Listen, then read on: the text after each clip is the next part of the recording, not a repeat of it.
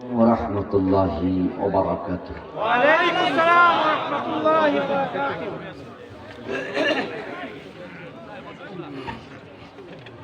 الحمد لله نحمده ونستعينه ونستغفره ونعوذ بالله من شرور أنفسنا ومن سيئات أعمالنا من يهد الله فلا مضل له ومن يضلل فلا تجد له وليا مرشدا وأشهد أن لا إله إلا الله وأن محمدا عبده ورسوله. أما بعد فقد قال الله تعالى في كلامه المجيد সকলে আমার সাথে পড়ুন আউযু বিল্লাহি মিনাশ শাইতানির রাজিম বিসমিল্লাহির রাহমানির রাহিম قل هل ننبئكم بالأخسرين أعمالا الذين ضل سعيهم في الحياة الدنيا وهم يحسبون أنهم يحسنون صنعا. قال النبي صلى الله عليه وسلم ذاق طعم الإيمان من رضي بالله ربا وبالإسلام دينا وبمحمد نبيا ورسولا أو كما قال النبي عليه الصلاة والسلام. সকলে মেহেরবানি করে দুরূদ ইব্রাহিম পড়ুন। আল্লাহুম্মা সাল্লি আলা মুহাম্মাদিন ওয়া আলা আলি মুহাম্মাদিন কামা সাল্লাইতা আলা ইব্রাহিম ওয়া আলা আলি ইব্রাহিম إنك حميد مجيد. اللهم بارك على محمد وعلى آل محمد كما باركت على إبراهيم وعلى آل إبراهيم إنك حميد مجيد. اللهم صل وسلم وبارك عليه. جاتل সন্দনুরি মদিনা জামে মসজিদ কমিটির উদ্যোগে আয়োজিত আজকের এই চমৎকার দ্বিতীয় বার্ষিক তাফসীরুল কোরআন মাহফিলের মুআজ্জাজ মুকাররম সম্মানীয় সভাপতি মহতারাম হযরত মাওলানা গোলাম মুস্তাফা সাহেব, আল্লাহ তাআলা হুজুরের নেক হায়াত দারাজ করুন, আমিন। সম্মানীয় সভাপতি আলহাজ মোহাম্মদ তাহিরউদ্দিন তাহু সাহেব, প্রধান অতিথি হিসেবে উপস্থিত থাকার কথা ছিল কটিয়াদী উপজেলা পরিষদের সাবেক নন্দিত চেয়ারম্যান। গত কয়েকদিন আগেই কাকুন্দিয়াতে একসাথে মাহফিল করলাম দিনের বেলায়। আমার আলোচনার পূর্বে ভাইজান 8-10 মিনিট কথা বলেছেন। আমি সেদিন তার কথাগুলো শুনে আবেগ আপ্লুত হয়েছিলাম। তিনি 8-10 মিনিটের আলোচনার মাঝে কয়েকটি কোরআনের আয়াত বলেছেন, 2-3টি হাদিস বলেছেন। হয়তো উচ্চারণে কিছু ভুল ছিল, কিন্তু তার বলার মাঝে আমি একটা আন্তরিকতা পেয়েছিলাম। তিনি কোরআনের এই কথাগুলো আন্তরিকভাবে বলছিলেন। কয়েকদিন পরে শুনলাম একটি মোটরসাইকেল অ্যাক্সিডেন্ট করেছেন তিনি, পা কেটে গিয়েছে। পরক্ষণে শুনলাম তিনি আর নাই। আল্লাহ তাআলার কাছে দোয়া করি জনাব আব্দুল ওয়াহাব আইনুদ্দিনকে আল্লাহ ক্ষমা করে দিন, আমিন। চেয়ারম্যান সাহেবকে আল্লাহ তাআলা জান্নাতের মেহমান হিসাবে কবুল করুন। আমিন তার গুনাহগুলো আল্লাহ ক্ষমা করুন। আমিন তার গুনাহগুলোকে আল্লাহ তাআলা হাসানাতে রূপান্তরিত করে দিন। আমিন আজকের মাহফিলের সম্মানীয় বিশেষ অতিথি জনাব মহতারাম তরিকুল ইসলাম টিটু সাহেব সহ অন্যান্য সম্মানীয় আমন্ত্রিত অতিথিবৃন্দ, আমার পূর্বে কোরআন এবং হাদিস থেকে চমৎকার যুক্তি এবং দলিলের নিরিখে আলোচনা পেশ করেছেন তরুণ মুফাসসিরে কোরআন, তরুণের অহংকার মহতারাম মাওলানা আবুল হাশেম মোল্লা, যার আলোচনা আমি নিজেও মাঝে মাঝে শুনি, ভালো লাগে, ঠিক না? কথার মাঝে যেমন আছে দলিল, তেমন আছে খুরদার যুক্তি। আল্লাহ তাআলা আবুল হাশেম মোল্লা ভাইকে দ্বীনের জন্য কবুল করুন। আমিন মহতারাম মাওলানা মুফতি হাফিজুল্লাহ সাহেব সহ অন্যান্য সম্মানীয় উলামায়ে কেরাম, আসাদুজ্জামান সরকার যিনি উদ্বোধক, মাহফিল যারা অ্যারেঞ্জ করেছেন, আল্লাহ সকলকে দ্বীনের জন্য কবুল করুন। আমিন মহতারাম ইমাম উলামায়ে কেরাম, ইসলাম প্রিয় তৌহিদি জনতা, পর্দার অন্তরালের সতী সাধবী মা ও বোনেরা, আপনারা ভালো আছেন তো? আলহামদুলিল্লাহ যারা দাঁড়ায় আছেন তারা যদি বসতেন একটু ভালো লাগতো আর কি। আপনারা সামিয়ানার নিচে যদি বসার জায়গা পান, বসে বসে আসলে আন্তরিকতা বেশি থাকে, দেখতেও ভালো লাগে, মাহফিলের একটা পরিবেশ আছে, ওই পরিবেশটা সুন্দর হয় আরো বেশি। এই জন্য আমি অনুরোধ করবো যারা দাঁড়িয়ে আছেন আমার সামনে, আমি দেখতে পাচ্ছি যুবক ভাইয়েরা, দয়া করে একটু বসে যান। 10 মিনিট পরে চলে যাবেন, হ্যাঁ সুযোগ আছে, আমরা ধরে রাখবো না, আপনার জরুরত থাকতে পারে, কিন্তু 10 মিনিট 5 মিনিট যতটুকু শুনবেন আমি বসে বসে শোনার অনুরোধ করছি। আল্লাহ তাআলার পবিত্র জাতে লাখো কোটি শুকরিয়া জ্ঞাপন করছি যে মহান মনিব অত্যন্ত মেহেরবানি করে এই কনকনে শীতের মাঝে কুয়াশা ঘেরা রাতে কোরআনের মাঠে আমাদের সকলকে হাজির হওয়ার তৌফিক দিলেন। করোনার এই বিপর্যস্ততার মাঝেও যিনি আমাদেরকে সুস্থ রাখলেন, কোরআনের কথা বলার মতো, শোনার মতো কোরআনমুখী মন মানসিকতা দিলেন, যে মনি এত সব নেয়ামতে আমাদের ধন্য করলেন। আমরা আলোচনার শুরুতে মন প্রাণ উজাড় করে অন্তরের সবটুকু শ্রদ্ধা এবং ভালোবাসা দিয়ে আমাদের সে মনিব আল্লাহ তাআলাকে শুকরিয়া জানাই, কৃতজ্ঞতা জানাই। সবাই মিলে জোরে জোরে একবার কালিমাত শুকর করি, আলহামদুলিল্লাহ। দুরূদ সালাম বিশ্ব নবী সাইয়্যিদুল মুরসালিন, ইমামুনা কুদওয়াতুনা হাবিবুনা ওয়াসনাদুনা ওয়াসওয়াতুনা তাবিবু কুলুবিনা মুহাম্মাদুর রাসূলুল্লাহ সাল্লাল্লাহু আলাইহি ওয়াসাল্লামের উপর সাহাবায়ে কেরাম ও শুহাদায়ে জামের আলা ইল্লিয়িন আল্লাহ তাআলার কাছে কামনা করছি, বলুন আমিন। সম্মানীয় ভাইরা, আমি আপনাদের সম্মুখে পবিত্র কোরআন মাজিদ থেকে সূরাতুল কাহফের 103 এবং 104 নম্বর আয়াত তেলাওয়াত করেছি। বিশ্বনবীর পবিত্র মুখ অনুসৃত একখানা ছোট্ট হাদিসে নববী পাঠ করেছি। আল্লাহ তাআলা তৌফিক দান করলে এখান থেকে কিছু কথা বলবো। ওয়া মা তৌফিকি ইল্লা বিল্লাহ। সূরাতুল কাহফের 103 নম্বর আয়াত আল্লাহ তাআলা বলেন, কুল, হে নবী আপনি বলুন, হাল নুনাব্বিউকুম বিল আখসারিনা আমালা, আমি কি তোমাদের খবর দেব এমন কিছু মানুষের ব্যাপারে যারা আমলের দিক থেকে ক্ষতিগ্রস্ত।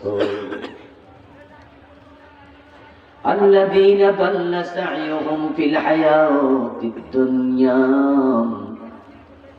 দুনিয়ার জীবনে যাদের সকল কর্মতৎপরতা হচ্ছে ব্যস্ত, একবারেই ব্যস্ত যাচ্ছে, ব্যর্থ হচ্ছে, ক্ষতিগ্রস্ত, কোনো কাজে আসছে না, আমি কি এমন মানুষের খবর দেব? ওয়াহুম ইয়াহসাবুন, অথচ তারা মনে করে আন্নাহুম ইহসিনুনা সুনআ, তারা যা করছে সবই ভালো, যে ব্যর্থ এই বুঝটা তাদের নেই। যাদের আমলগুলো ক্ষতিতে নিমজ্জিত, হাল নুনাব্বিউকুম বিল আখসারিনা আমালা, তারা আমলের দিক থেকে ক্ষতিতে পড়ে গেছে। দাল্লা সাইয়ুহুম, আমলগুলো বাতিল হচ্ছে। তারা আমল করে না, ব্যাপারটা তা নয়, আমল তারা করে, কিন্তু আমল করার পরেও আমলগুলো আল্লাহ পর্যন্ত পৌঁছলো না, আমল নামায় এগুলো লেখা হয় নাই। এমন কিছু মানুষের খবর আমি দেব নাকি? ও নবী, আপনি বলুন। এবার আপনারা বলুন তো, এমন কিছু মানুষ যদি না থাকতো আল্লাহ কি এই কথা বলতেন? তাহলে বোঝা গেল কিছু মানুষ আছে যাদের আমলগুলো বাতিল হচ্ছে, তারা ক্ষতিতে পড়ে যাচ্ছে। এখন যাদের আমল কবুল হয় না, যারা ব্যর্থ হবে, কারা কারা ব্যর্থ, আল্লাহর হাবিব থেকে আমাদের জানা দরকার আছে কিনা? কেন জানবেন? তাদেরকে খোঁচা দেবেন, তাদের বিরুদ্ধে ফেসবুকে লিখবেন, হেও করে কথা বলবেন, তাই জানা দরকার, ঠিক না? মোটেও নয়, মোটেও নয়। الكيس من دان نفسه وعمل لما بعد الموت। অন্য কি করে তার হিসাব তোমার দরকার নাই, নিজের হিসাব নিজে করো। অন্যকে তুমি শুধু বলো আর নিজে করো, ঠিক না? অন্যকে বলো আর নিজেরটা নিজে করো। আল্লাহর হাবিব বলেন, দুনিয়ার সবচেয়ে চালাক মানুষ তো সে যে আত্মসমালোচনা করতে জানে, নিজের দোষ নিজে ধরে তারপরে তাওবা করে, সেই হলো সবচেয়ে চালাক। অন্যের বিরুদ্ধে কথা বলার জন্য আমাদের আয়োজন নয়। অন্যকে বলবো কেন? আমার উদ্দেশ্য সেও যেন আমার সাথে জান্নাতে যেতে পারে। কিন্তু অন্যকে বললাম, নিজেরটা বাদ দিলাম, আমি নিজে জান্নাতের পথ খুঁজে পাই নাই, অন্যকে ভালো কথা বলছি, তাহলে আমি হলাম অন্ধের হাতের মোমবাতি। অন্ধের হাতে যদি রাতের বেলায় মোমবাতি জ্বলে, অন্য রাস্তা খুঁজে পায়, কিন্তু অন্ধের কোনো লাভ নেই। অন্ধের হাতের মোমবাতি অন্য উপকৃত হয়, অন্ধের কাজে আসে না।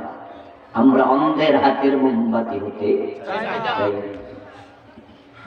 এই জন্য জাহান্নাম থেকে বাঁচার ক্ষেত্রে আগে নিজে, তারপরে অন্য। কু আনফুসাকুম ওয়া আহলিকুম নারা।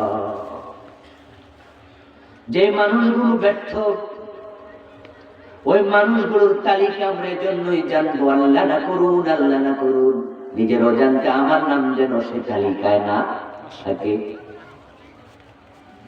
আমি যেন বুঝতে পারি ওই তালিকাটা আমার নাম আছে কিনা। যদি নিজের অজান্তে থেকেও যায়, এই আলোচনা থেকে শোনার পরে এখনো তাওবা করার সুযোগ আছে না নাই? আমি ফিরে আসার সুযোগ। কিন্তু নিজের অজান্তে যদি আপনি ওই ব্যর্থ মানুষের তালিকাতে থাকা অবস্থায় মারা যান, আল্লাহর সামনে হাজির হয়ে তারপরে আপনি টের পাইলেন আপনি ব্যর্থদের একজন, এই টের পাওয়ার মূল্য এক আনাও নেই। কিছু মানুষ থাকবে যে মানুষগুলো আল্লাহর সামনে হাজির হবে, হাজির হওয়ার পরে দেখবে আমল নামাতে একটা নেকও নেই। যেমন কাদিয়ানি, কাদিয়ানির নাম শোনেন নাই? বাংলাদেশেও আছে না নাই? তারা কি নামাজ পড়ে না? নামাজ কি নেক আমল না? কাদিয়ানি কি রোজা রাখে না, হজ করে না, দাড়ি নাই, টুপি মাথায় দেয় না, আজান দেয়নি, নেক আমল করছে, আল্লাহর সামনে গিয়ে কিছু পাবে? কিচ্ছু নেই। দাল্লা সাইয়ুহুম ফিল হায়াতিদ দুনিয়া, দুনিয়াতে যা করেছে সব বাতিল। আমার ভাইয়েরা, কিছু মানুষ আছে আল্লাহ তাআলার সামনে হাজির হয়ে দেখবে নেকের পাল্লা খালি, একটা আমলও নাই। তখন তার আল্লাহ তাআলাকে বলবে, আল্লাহ আমি তো নামাজ কাজা করি নাই, আমি তো মাঝে মাঝে তাহাজ্জুদের নামাজও পড়েছি, আমি তো 3 বার হজ করেছি, আমি তো লাখ লাখ টাকা যাকাত দিয়েছি, মসজিদ বানাইছে সেখানে আমি চাঁদাও দিয়েছি, আমার আমলনামায় সওয়াব কেন নাই? আল্লাহ বলবে, বান্দা তুই কি সূরা কাহফের 103 নম্বর আয়াত পড়ছ নাই? সেখানে তো আমি বলেছি কিছু মানুষ আমল করেও ব্যর্থ হবে, তুই তাদের একজন। তুই শিরিক করছ, শিরিক, আর শিরিক করলে ঈমান শেষ। তুই কাদিয়ানীর মতো কুফরি করেছিস, কুফরি করলে ঈমান শেষ। তুই নেফাকে ইতিকাদিতে লিপ্ত হয়েছিস, মুনাফিকের কোনো আমল কবুল হয় না, তুই নেফাক করছ, তুই শেষ। সে তখন বলবে, আল্লাহি রাব্বিনা মা কুন্না মুশরিকিন, আল্লাহ আপনার কসম করে বলি আমি শিরিক করি নাই, আমি মুশরিক ছিলাম না। আল্লাহ বলবে, আমি বুঝি মিছা কথা কই? আমি তো মিথ্যা বলি না, তুই শিরিক করেছিস। এই তো আমলে দেখ, তোর আমল নামায় গুনার তালিকা আছে। তুই মসজিদে গিয়ে আমার সিজদা করতি, কথা ঠিক, আবার দরবারে গিয়ে পীরের পায়েও সিজদা দিতি। এমন লোক আছে না সমাজে? জুমার দিন মসজিদে যায়, আল্লাহ তাআলাকে সিজদা করে নামাজ পড়ে, আবার দরবারে গিয়ে পীরের পায়ে লুটিয়ে পড়ে। সে তখন বলবে, মা কুন্না না'মালু মিন সু, এই যে পীরের পায়ে সিজদা দিলে ঈমান চলে যায়, এটা তো আমি জানতাম না, জানলে এই কাম আমি করতাম না। আমি এখন জানছি আমি শিরক করেছি, কুফর করেছি, আমার আমলগুলো কবুল হয় নাই, আমি বুঝে ফেলছি। আল্লাহ এখন তোমার কাছে আমার একটা দরখাস্ত, ওয়ালাউ আন্না লানা কাররাতান ফানাকুনা মিনাল মুমিনিন, আমাকে একটা বারের জন্য আবার দুনিয়ায় পাঠাও, আমি ঈমান নিয়ে ফিরে আসতে চাই। সে সেদিন বুঝবে, আল্লাহ তাআলার কাছে দরখাস্ত করবে, একটা বারের জন্য পাঠাও, আমি মুমিন হয়ে ফিরে আসবো, আর শিরক করব না। দরখাস্ত কবুল হবে তো? সে বুঝেছিল, কিন্তু বুঝছে টাইম হারাইয়া, নৌকা ডুবাইয়া বুঝে লাভ নাই, আগে বুঝা উচিত। নৌকা ডুবানোর পরে বুঝে লাভ কি? বাজারের দিন খেয়া পারাপার চলছে, একটা নৌকাতে তার বহন করার ক্ষমতা 30 জন উঠে গেছে, 35 জন, 5 জন বেশি। নৌকা ডুবু ডুবু ভাব, নৌকার ভিতরে বুঝি পানি ঢুকে যাবে। মাঝি কয়, আল্লাহর রাস্তে আর একজন উঠেন না, পাবলিক তো লাইনে খাড়াইছে, এই মিয়া উঠবো না মানি? এক পেটোয়ালা আইছে, মোটা সকালো, এই আইসা কয় 35 জন উঠছে, অসুবিধা হয় নাই, আমি একা উঠলে বুঝি অসুবিধা হইব। ও বেটা কয়, ভাই ডুববা যাইবো, রাগ করবো বা। একবার লাভ দিয়ে উঠছে, উঠছে আর ডুবছে। এখন মাঝি কয়, কি কইছি? কয় না, না বুঝছি। মাঝি বলে, ভাই তুমি বুঝেছ, কিন্তু আমাদেরকে ডুবাইয়া বুঝছো। এমন বুঝের কোন দাম? আল্লাহর সামনে হাসিল হয়ে বলবে, ওয়ালাউ আন্না লানা কাররাতান আই মাররাতান ওয়াহিদাতান, আল্লাহ একটা বারের জন্য পাঠাও, ফানাকুনা মিনাল মুমিনিন, আমি মুমিন হব। কিন্তু আল্লাহ বলবেন, ফেরেশতা খুযুহু, তারে ধর,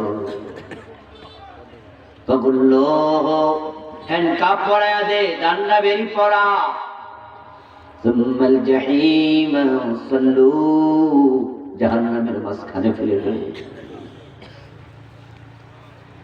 সে চিৎকার দিয়ে কেঁদে বলবে, আল্লাহ আমার দরখাস্তটা কবুল করো। কান্না শুরু করে দেবে, জাহান্নামে ফেরেশতারা ফেলে দেবে। আল্লাহর হাবিব বলেন, আহলুন নার ইয়াবকুনা ফিন নার, জাহান্নামে গিয়েও কাঁদবে, চিৎকার দিয়ে দিয়ে আল্লাহ আল্লাহুম্মা রাব্বানা আখরিজনা মিনহা, আল্লাহ আমার সহ্য হয় না, আমার একটু বের করো, আমার একটা বার দুনিয়া পাঠাও। এমন ভাবে কাঁদবে, চোখের পানি এমন ভাবে বের হবে কান্নাহা জাদাওয়াল, তাকালে তোমরা মনে করবা চোখের পানি নয়, একটা খালের পানি যাচ্ছে।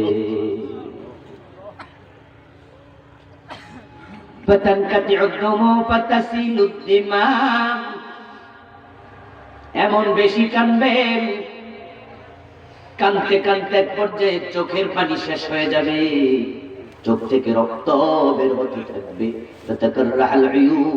রাসূলুল্লাহ বলেন, কাঁদতে কাঁদতে রক্ত বের হতে হতে চোখগুলো ক্ষত বিক্ষত হয়ে যাবে, কিন্তু কান্না শেষ হবে না।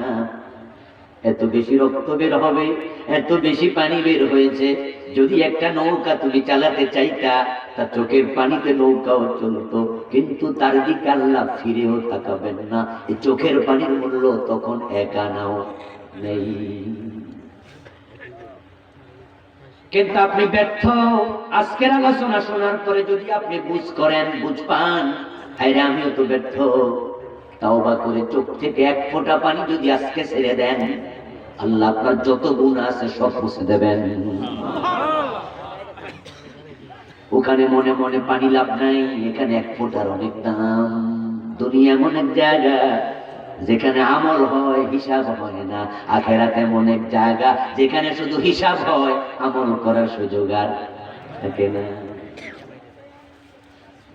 এজন্য রাসূল বলেন, মা মিন আবদিন মুমিন ইয়াখরুজু মিন আইনাইহি দুমু ওয়ালাউ কানা মিথলু রাতিদ যুবাবি মিন খাশিয়াতিল্লাহ হাত্তা ইউসিবা হামরা ওয়াজহিহি ইল্লা হারামাল্লাহু আলাইহি নার। আল্লাহর বান্দা, কাঁদতে শিখো, কাঁদতে শিখো। যদি তুমি এখন তাওবা করো, চোখ থেকে আল্লাহর ভয়ে মাছির মাথা পরিমাণ পানি বের হয়, রাসূলুল্লাহ বলেন, ওই চোখের পানিটা তার গাল পর্যন্ত আসতে আসতে আল্লাহ জাহান্নাম হারাম বানায়া দেন। যে সমস্ত কাম করলে ব্যর্থ হওয়া লাগে, যদি আজকে আমি বলি আর আপনি আজকে বলেন তাওবা করব, আজকে চোখের পানি ছেড়ে দেব, আজকের তাওবা কবুল হওয়ার সুযোগ আছে না নাই? ইন্নাল্লাহা ইয়াকবালু তাওবাতাল আবদি মা লাম ইউগারগির। মৃত্যুর গড়গড়া আসার আগ পর্যন্ত আল্লাহ তাওবা কবুল করে, নবী মুহাম্মদ ঘোষণা দিয়েছেন। রাসূল সাল্লাল্লাহু আলাইহি ওয়াসাল্লাম বলেছেন, পশ্চিম দিকে সূর্য ওঠার আগ পর্যন্ত তাওবা কবুল হতেই থাকবে। তোমার মৃত্যুর গড়গড়া শুরু হওয়ার আগ পর্যন্ত তাওবা কবুল হবে। আল্লাহ তাআলার জন্য বলছেন, বারবার বারবার বলছেন, তাওবা করো, তাওবা করো, তাওবা করো। তাওবা মানে কি? বিশ্বায় হুজুরের হাতে হাত রেখে আপনি বলবেন, তামাম কামো সে, বুরা সে, বাতো সে, এগুলো কইয়া ফিরে আইছি আল্লাহ, এরপর অফিসে গিয়ে আবার বস খাবেন, এটার নাম তাওবা? তাওবার মানে হলো, আপনি যদি বুঝেন আপনি অপরাধী, ওই অপরাধ লজ্জার সাথে ছেড়ে দিয়া ভবিষ্যতে আর করবেন না, এই সিদ্ধান্তের নাম হলো তাওবা। আত-তাওবাতু ওয়ান-নাদামা। ইবনে মাসউদ রাদিয়াল্লাহু তাআলা আনহু বলেন, তাওবা মানে হলো লজ্জিত হওয়া। আত-তাওবাতু হিয়া রুজু। তাওবা মানে হলো যে অন্যায়টা করেছি সেখান থেকে ফিরে আসা, ওই অন্যায় আর করব না। এই তাওবা করার জন্য হুজুরের কাছে যাওয়া দরকার নাই, পীরের বাড়িতে যাওয়া দরকার নাই। আপনি অন্যায় ছেড়ে দিয়া আপনার আল্লাহর কাছে ক্ষমা চান, এটার নামই তাওবা। যে মানুষগুলো ব্যর্থ হবে, ওই মানুষ হলো 5 দল। ওই 5 দলের ভিতরে নাম থাকা যাবে না। আমল করবা বন্ধু, কিন্তু এই 5 দলের ভিতরে নাম থাকলে উপায় নাই। মাদার তেরেসার নাম শুনেছেন? কথা বলুন, শুনেছেন? মাদার তেরেসা ইউরোপের নাগরিক, ভারতে থাকতেন। মাহফিল কমিটি চা দিতে হবে, মাঝে মাঝে চা দিতে হবে, হ্যাঁ।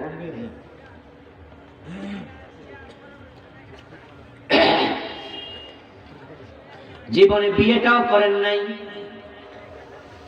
ভারতে তিনি ডজন ডজন অরফেনেজ খুলেছেন, হাজার হাজার ইয়াতীমকে মায়ের ভালোবাসা দিয়ে বড় করেছেন। তার কর্মের স্বীকৃতি স্বরূপ তাকে নোবেল পুরস্কার দেওয়া হয়েছে শান্তিতে। নোবেলে পাওয়া সবটা টাকা ইয়াতীমখানায় ব্যয় করেছেন।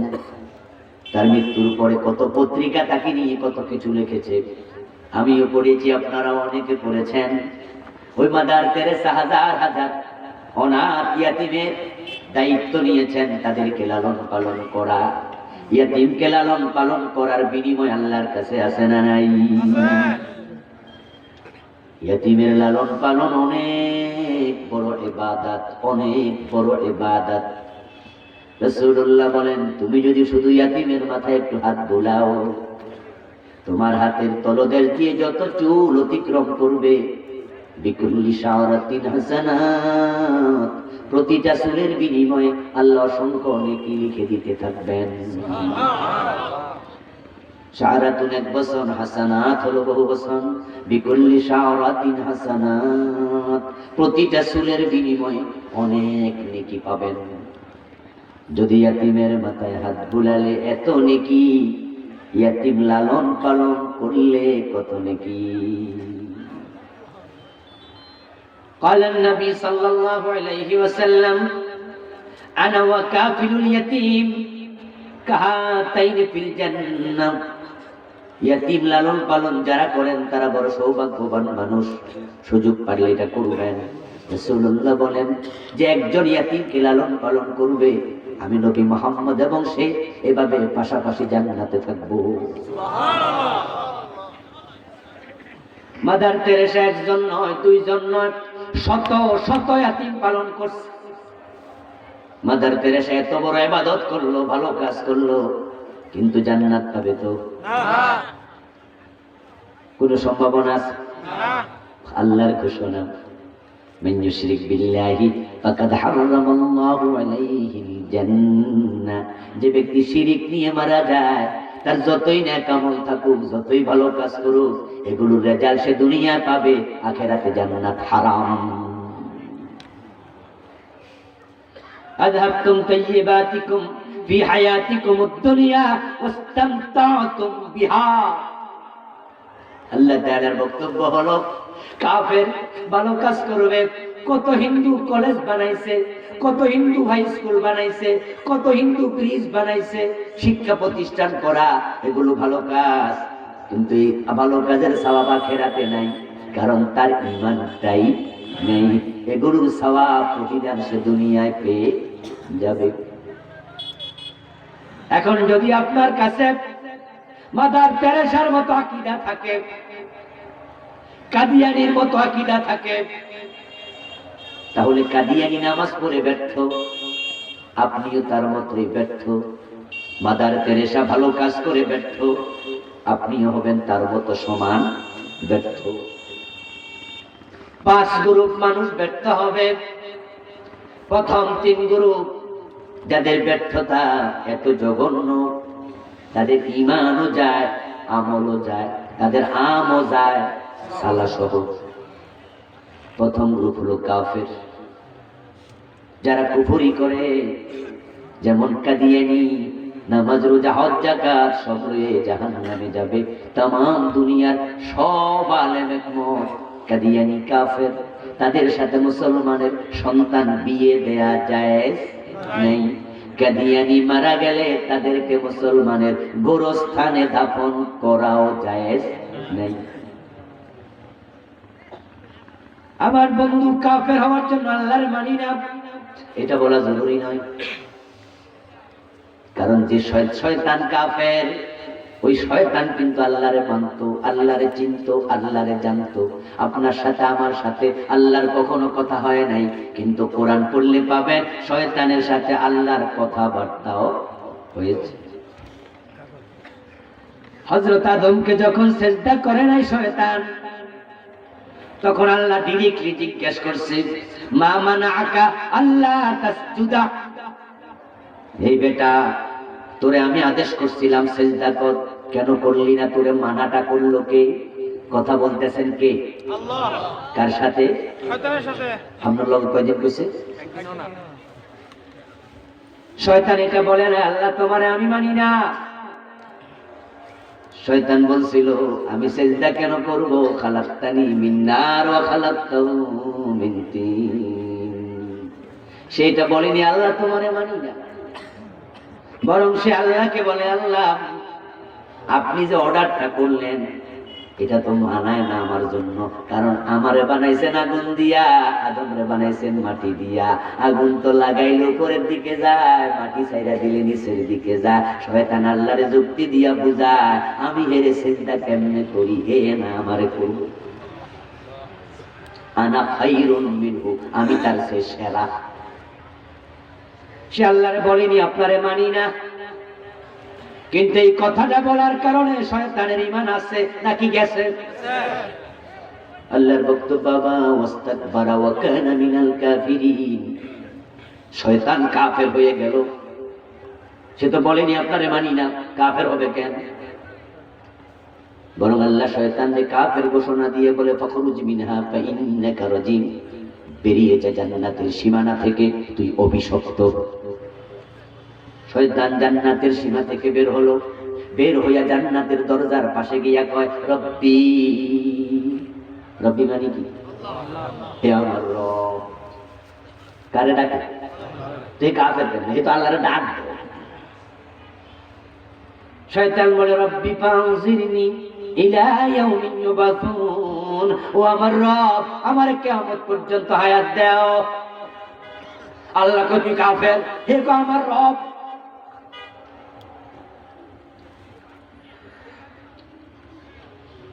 এবং সে আল্লাহর কাছে হায়াত চায় কিয়ামত পর্যন্ত, কোনো খাজা বাবার কাছে চায় নাই। কার কাছে চাইছে? কথা বলতে হবে কার কাছে? সে শয়তান হইয়াও বুঝে দেয়ার মালিক কে, নাকি সে কোনো পীর কি দোষ ছিল যে আমি আমার পীরের মাধ্যমে চাবো? পীরে কইব যে আল্লাহর কাছে চাও। সে ডাইরেক্ট কয় রব্বি, হে আমার রব। এবং কোরআনে আল্লাহ আমাদেরও শিখাইছে যখন তুমি ইলম চাইবা কার কাছে? সিস্টেম কি? রব্বি জিদনি ইলমা, ও আমার রব আমার ইলম বাড়ায় দাও। তুমি যখন গুনাহ করবা তখন তাওবা করবা কার কাছে? রব্বানা যালামনা আনফুসানা, ও আমাদের রব জুলুম কইরা ফেলছি। যখন তোমার রহমত দরকার হবে, মা বাবার জন্য দোয়া করবা, তখন তুমি বলো রাব্বির হামহুমা কামা, কথা বলেন না কেন? কামা রব্বায়ানি সগীরা, ও আমাদের রব তুমি রহম করো আমার মা বাবার উপরে যেমন আমার উপর করেছে ছোটবেলায়। আল্লাহ কইছি কি কোনো মাধ্যম ধরো? শয়তানকে আমার রব আমার কিয়ামত পর্যন্ত হায়াত দেন।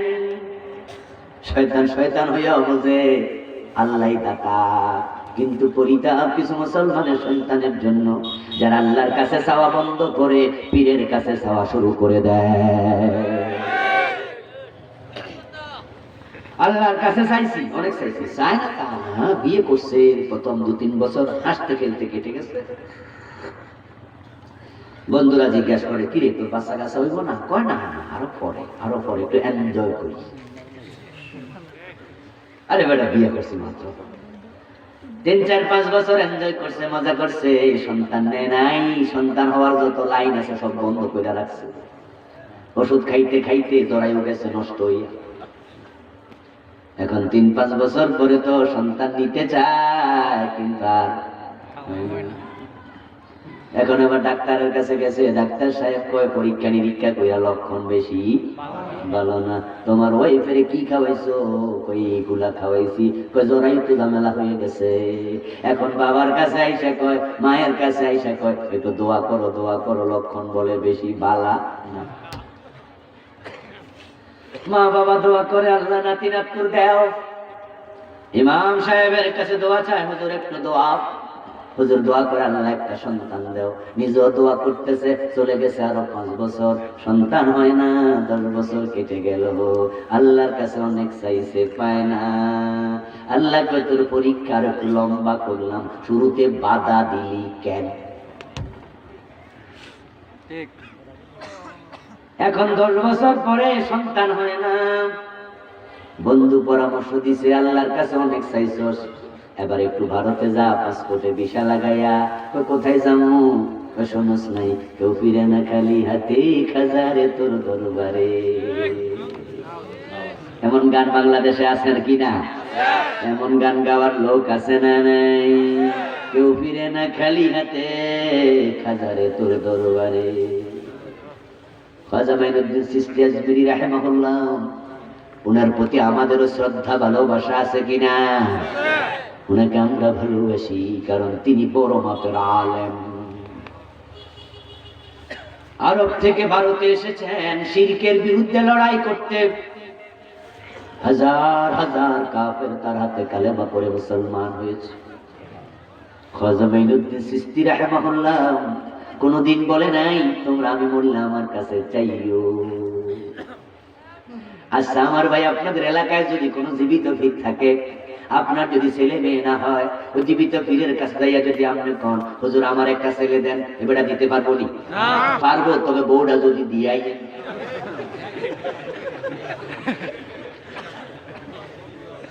কিন্তু আপনি যদি তাকে বউ না দিয়া বলেন আমার ছেলে দেন, পারবে? করতে দিব। আপনারা সবাই আমার সাথে একমত হবেন, হুজুর এবারে দোয়া করতে পারবো কিন্তু দিতে, যে পিসা হুজুর আমার ছেলে দেন মেয়ে দেন, উনি খুব আমি দিব কেমনে? দোয়া চলবে, দিতে পারবে না। কিন্তু আপনি তার কাছে গিয়ে দোয়া চান, আপনি ছেলে মেয়ে চান না, কারণ আপনি জানেন বেড়া দিব করতে। কিন্তু বেড়ারে যেই মাত্র কবর দিছে, এখন আর দোয়া চায় না, সরাসরি চায় বাবা ছেলে দাও। অথচ আপনি নিজ চোখে দেখেছেন যখন মানুষ মরে যায়, যত বড় আলেম হোক, যত বড় অলি হোক, মরার পরে তার ক্ষমতা শেষ, তাই নিজের গোসলটাও আর নিজে দিতে পারে না। মরার পরে নিজের জামা কাপড় নিজে চেঞ্জ করে না অন্য করে? নিজের কবরে নিজে নামে না অন্যরা ডাকাইয়া দেয়? গায়ে যদি মশা মাসি বসে, মরা বেড়া দৌড়াইতে পারে? কিচ্ছু ক্ষমতা নাই। তুমি নিজের চোখে দেখলা শুয়ে আছে, কিচ্ছু করার ক্ষমতা নাই। ও বেটার কবর দিয়া তুমি চাও কেমনে? বেআক্কল। তোমার আকলটা কোথায় গেল? মাইনুদ্দিন চিশতি রাহিমাহুল্লাহ কেন কোন মানুষ সন্তান দিতে পারে না? সন্তান দেওয়ার মালিক কে? আমার বাবা, আপনার বাবা ইব্রাহিম আলাইহিস সালাম ৮৬ বছর বয়সে সন্তান হয় না, দাড়ি পেকে গেছে, চুল পেকে গেছে, উনি সন্তান চাইছেন কার কাছে?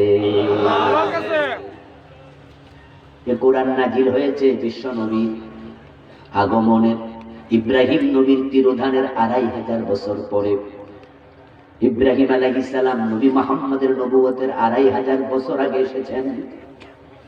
ওই ২৫০০ বছর আগে ইব্রাহিম নবী আল্লাহর কাছে কেমনে দোয়া করে সন্তানের জন্য, আল্লাহ ২৫০০ বছর পরে কোরআনের মাঝে এগুলো কেন কয়? কোরআন কি ইতিহাসের কিতাব নাকি? আল্লাহ আপনাকে আমাকে ইতিহাস শোনান না, আল্লাহ বরং এটা দিয়ে বুঝান, তিনি বুঝাতে চান তোমার বাবা ইব্রাহিমের সন্তান হয় না, উনি আল্লাহর কাছে চেয়েছে তোমার যদি না হও হতাশ হইও না, ধৈর্যহারা হইও না, অন্যের কাছে যেও না, তুমিও আমার কাছে চাও। আমি ইব্রাহিমকে বুড়া বয়সে দিয়েছি, তোমাকে সন্তান দেওয়ার ক্ষমতাও আমি আল্লাহর আছে না নাই?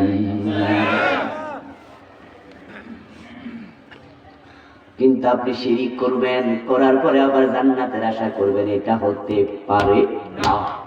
শিরিক করবেন, জান্নাত হারাম। মাদার তেরেসা ধরা খাইয়া গেছে, কারণ মাদার তেরেসা ঈসা নবীকে আল্লাহর ছেলে মনে করে, কারণ তিনি ছিলেন খ্রিস্টান। আর সব খ্রিস্টানদের আকীদা ঈসা নবী আল্লাহর ছেলে। ওয়াকালাতিন নাসারাল মাসীহ ইবনুল্লাহ। আল্লাহ তাআলা বলেন খ্রিস্টানদের আকীদা হলো ঈসা আল্লাহর ছেলে, অথচ বাস্তবতা হলো লাম ইয়ালিদ ওয়া লাম ইউলাদ, আল্লাহর কোনো সন্তান নাই, তিনি কারো থেকে হন নাই, তার থেকেও কেউ হবে না। লা তাকুনু সালাসা। আরেকটা আল্লাহ বলেন খ্রিস্টানদের আরেকটা আকীদা হলো তারা তৃতীয়বাদে বিশ্বাস করে। তারা কেউ কেউ বলে আল্লাহ তিনজন, একজন আসমানে, আরেকজন ঈসা, আরেকজন ঈসা নবীর মা, তিনজন হলো খোদা। আল্লাহ বলেন লা তাকুলু সালাসা, তিন খোদা বলিও না, কুল হুয়াল্লাহু আহাদ, বরং সবাই বলো আল্লাহ কয়জন? বলো আল্লাহ একজন। শিরিক করলে ঈমান চলে যাবে, কুফর করলে চলে যাবে। শয়তান আল্লাহর কাছে চায়, সে বলে আল্লাহ তোমারে মানি না। তাহলে কাফের কেন হলো? কাফের হওয়ার কারণ শয়তান আল্লাহর একটা আদেশ মানতে রাজি হয় নাই। কাদিয়ানির নামাজ, রোজা, হজ, যাকাত সব লইয়া কাফের, কারণ তারা কোরআনের একটা মেসেজ মানতে রাজি নয়। ওই মেসেজ হলো বিশ্ব নবী, শেষ নবী রাসূলুল্লাহ, শেষ নবী। কোরআনে এমন মেসেজ আছে না নাই? মা কানা মুহাম্মাদুন আবা আহাদিন মির রিজালিকুম ওয়ালাকিন রাসূলুল্লাহি ওয়া খাতামান নবিয়্যিন। আল্লাহ তাআলা বলে আমার নবী মুহাম্মদ উনি শেষ নবী, উনি শেষ নবী। রাসূল বলেন লা নবিয়্যা বাদি, আমার পরে আর কোন নবী নাই। কাদিয়ানি সব মানলো কোরআনের, শুধু একটা আদেশ মানে নাই, একটা মেসেজ মানে নাই। কাদিয়ানিও কাফের, শয়তানও কাফের। এখন আপনারা এবার বলুন তো, চোর ধরে হাত কাটো এমন আদেশ কোরআনে আছে না নাই? কয়দিন মানছেন? ডাকাত ধরে শুলে দাও এমন আদেশ কোরআনে আছে না নাই? জেনা করলে 100 বেত লাগাও, কোরআনে আছে কিনা? মদ খাইলে 80 বেত দাও, হাদিসে আছে না নাই? তো আল্লাহর একটা মানলো না শয়তান, তার ঈমানটা চলে গেল। একটা মেসেজ মানলো না কাদিয়ানি, ঈমানটা চলে গেল। আপনি মানলেন না ডজন ডজন, আপনার ঈমানটা কেমনে থাকলো? বিবেকে প্রশ্ন করুন। কাদিয়ানি মানে না 4 অক্ষর মাত্র, খালিক তামিম খাতামুন নবিয়্যিন। তারা ভুল ব্যাখ্যা করে, এই 4টা অক্ষর স্বীকার করলো, ভুল ব্যাখ্যা করে। কোরআন এমন এক কিতাব, কাফের হওয়ার জন্য 4 অক্ষর লাগে না। কেউ যদি কোরআনের 1 অক্ষর না মানে সেও কাফের। বিসমিল্লাহর বা থেকে মিনাল জিন্নাতি ওয়ান নাসের সিন পর্যন্ত যত হরফ আছে সব মানা লাগবে। ঈমান হলো অঙ্কের মতো, 10 লাইনের লম্বা অঙ্ক, 9 লাইন ঠিক হইছে, 10 নাম্বার লাইনে একটা ভুল হইছে, 10 নাম্বারে কত পাবেন? 0। পুরা কোরআন মানেন, 1 অক্ষর মানেন না, ঈমান কিন্তু শেষ। এই যে আপনারা অনেকে সাইকেল চালায় আসছেন, সাইকেলের চাকার ভিতরে যদি একটা ছিদ্র হয়, 10টা হওয়া যে কথা, একটা হওয়া এক কথাই। সাইকেল কিন্তু আর চলবে না, বড় উল্টা আমনে কান্দে লওয়া লাগবে।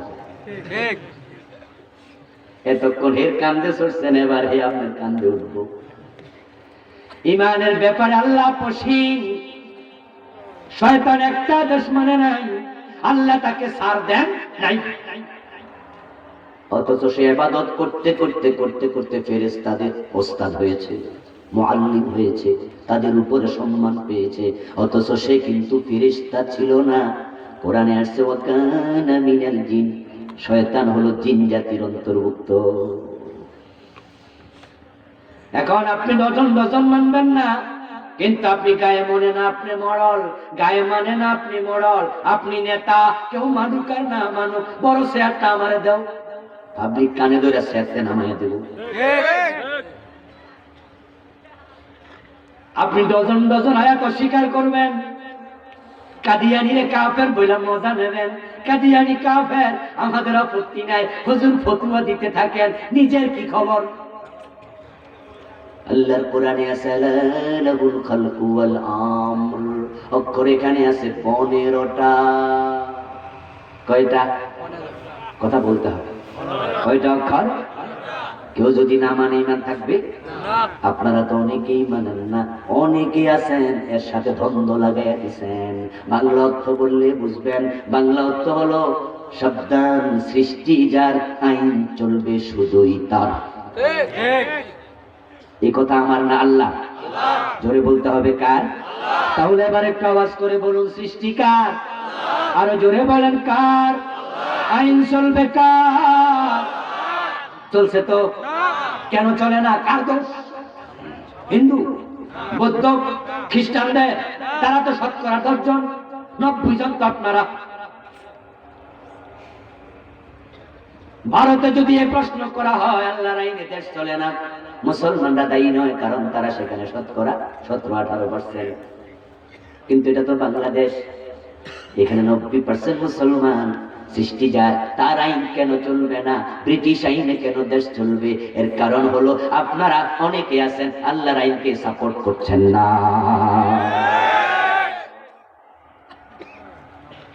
স্বাধীনতার পর থেকে 50 বছর চলে গেল। এই 50 বছরে আপনারা কত দল ক্ষমতায় দেখেছেন? ওই দলেরা ক্ষমতা পেয়েছে, চাইলে তারা আল্লাহর আইন ঢুকাতে পারত। আগামী সংসদ অধিবেশনে আমাদের সরকার যদি চায়, চোর ধরে আর জেলে দেব না, হাত কাটা হবে, আইন পাস করার সুযোগ আছে না নাই? আছে না? আছে। শুধু আইনমন্ত্রী একটা বিল উত্থাপন করবে মাত্র, আইনমন্ত্রী বিল উত্থাপন করবে, বাংলাদেশে চুরি বন্ধ করা যাচ্ছে না, তাই বর্তমান পরিস্থিতির আলোকে আমরা আল্লাহর কোরআনের আইন চোর ধরে হাত কাটা বাস্তবায়ন করতে চাই। সংসদ স্পিকার বলবে হ্যাঁ বলুন। আমাদের 151 জন হলে চলে, 300 জন লাগে না, কিন্তু এখন তো 300 তোমরাই আছো, 151 জন হ্যাঁ বলো, তাহলে তো আল্লাহর আইন কায়েম শুরু হয়ে যায়। আল্লাহর আইনগুলো যদি কায়েম শুরু হয়ে যায়, চোর ধরে হাত কাটা, মুসলমান দরজা খুলে ঘুমাইবা, 1 মাস 2 মাস 3 মাস হাত কাটো, তারপরে দেখবা চোর খুঁজে পাওয়া যাবে না।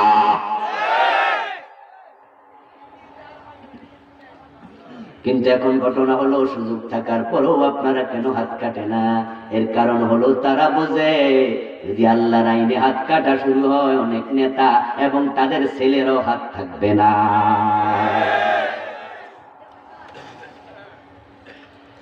আল্লাহ তাআলা বলে সাবধান, সৃষ্টি যার, আইন চলবে শুধু তার। আপনি দ্বিমত, শয়তান দ্বিমত করছে একটা আইনের সাথে, আপনি করেন ডজন ডজনের সাথে। কাদিয়ানি অক্ষর মানলো না 3টা 4টা, আপনি মানেন না ডজন ডজন, কিন্তু গায়ে মানে না আপনি মরল, আপনি মুমিন, ঈমান আমার আছে, নামাজ না পড়লে কি হইছে? এমন কথা বলার লোক আছে না? ঈমান শক্ত আছে, নামাজ পড়ি আর না পড়ি, ঈমান শক্ত। এই জন্য তো বিশ্ব নবী বলছেন, ইয়াতিয়ানান নাসি জামান ইজতামিউনা ফিল মাসাজিদি লাইসা ফীহি মুমিন। এমন একটা জামানা আসবে, যে জামানার মানুষগুলো মসজিদে জামাতে নামাজ পড়বে, একটারও ঈমান থাকবে না। কাদিয়ানীরা জামাতে নামাজ পড়ে, কিন্তু আমরা ফতোয়া দিই তাদের ইমামও কাদিয়ানী, মুয়াজ্জিনও কাদিয়ানী, মুসল্লিও কাদিয়ানী, সবটি কাফের, ঠিক না? কারণ তারা কোরআনের 4 অক্ষর মানে না। তো তুমি ডজন ডজন মানো না, একই ফতোয়া তোমার জন্য আছে না নাই? আছে। সুতরাং দোস্ত আমার, ভাই আমার, বন্ধু আমার, ঈমান যদি রাখতে চান, কোরআনের সব আইন মানতে রাজি হওয়া দরকার আছে কিনা? রাজি হয়ে যান, রাজি হয়ে যান। আপনি আর আমি রাজি হলে কালকে আল্লাহর আইন কায়েম হবে তা নয়। আমরা এখানে আছি কয়েক হাজার, রাজি হওয়া লাগবে কোটি কোটি। সবাই রাজি করা যাবে না, কায়েম নাও হতে পারে, কিন্তু একটা মজার ব্যাপার হলো, কেউ রাজি হোক আর না হোক, আমি তো ঈমান নিয়ে মরতে পারলাম।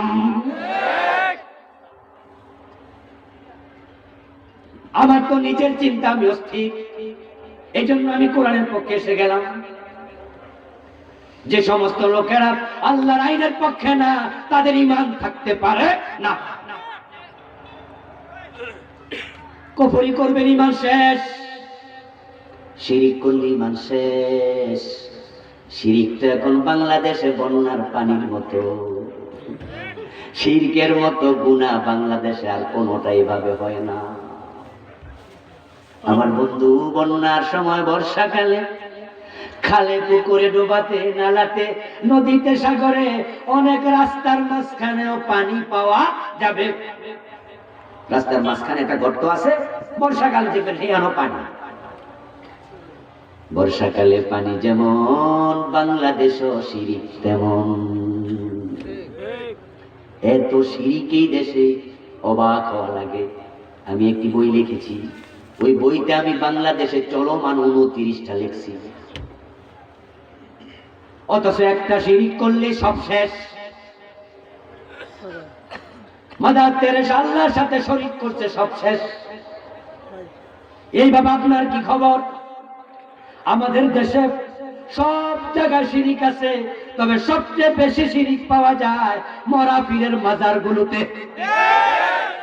এক একটা মাজার শিরিকের আখড়া হয়ে গেছে।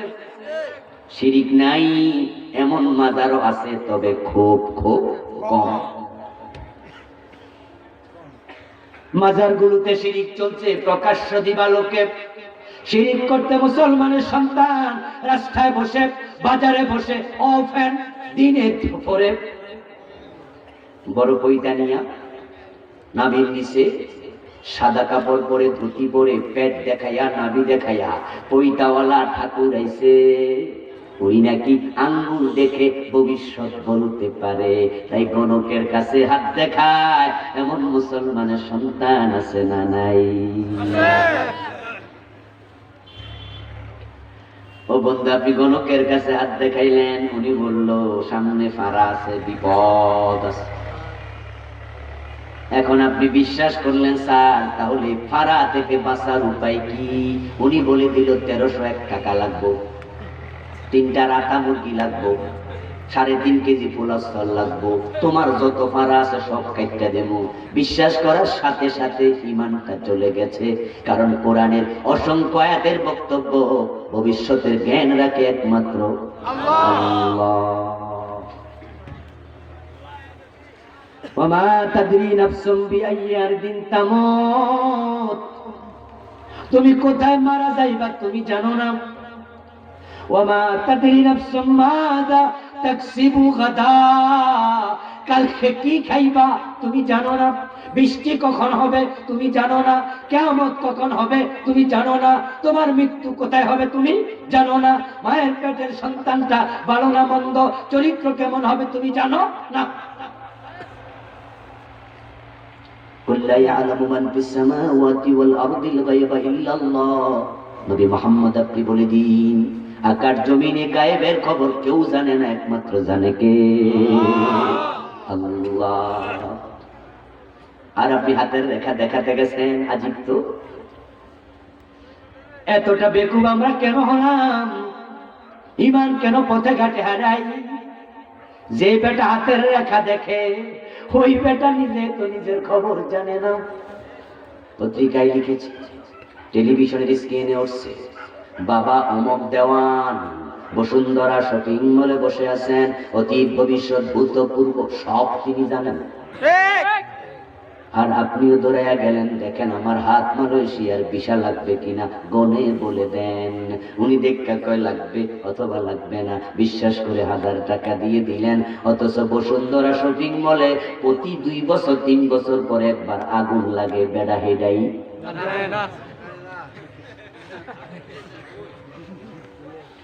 আল্লামা সাইদি হুজুর এক মাহফিলে বলছিলেন, যে বেটা তোমার হাতের রেখা দেখতে আইসা কয় সামনে বিপদ আছে, টাকা দিলে কাইটা দিমু, টাকা না দিয়া থাপ্পড় দিবা, রেগে গেলে বলবা নিজের বিপদ কাইটা আসেন নাই কেন। ঠিক না? আমারটা যদি আপনি কাটতে পারেন তো নিজেরটা কাইটা আসলে তো থাপ্পড় খাওয়া লাগবে। মুসলমানের সন্তান ঈমান হারাচ্ছে হাসতে খেলতে। আমার বন্ধু অনেকে আছে নবী মুহাম্মদ সাল্লাল্লাহু আলাইহি ওয়াসাল্লামকে ভালোবাসতে বাসতে ঈমান হারাচ্ছে। আপনার ঈমান চলে যাচ্ছে অতি আবেগে, অতি আবেগে। আল্লাহর হাবিবের জন্য বলছেন, লা তুতরুনি কামা আতরাতিন নাসারা ইবনে মারইয়াম।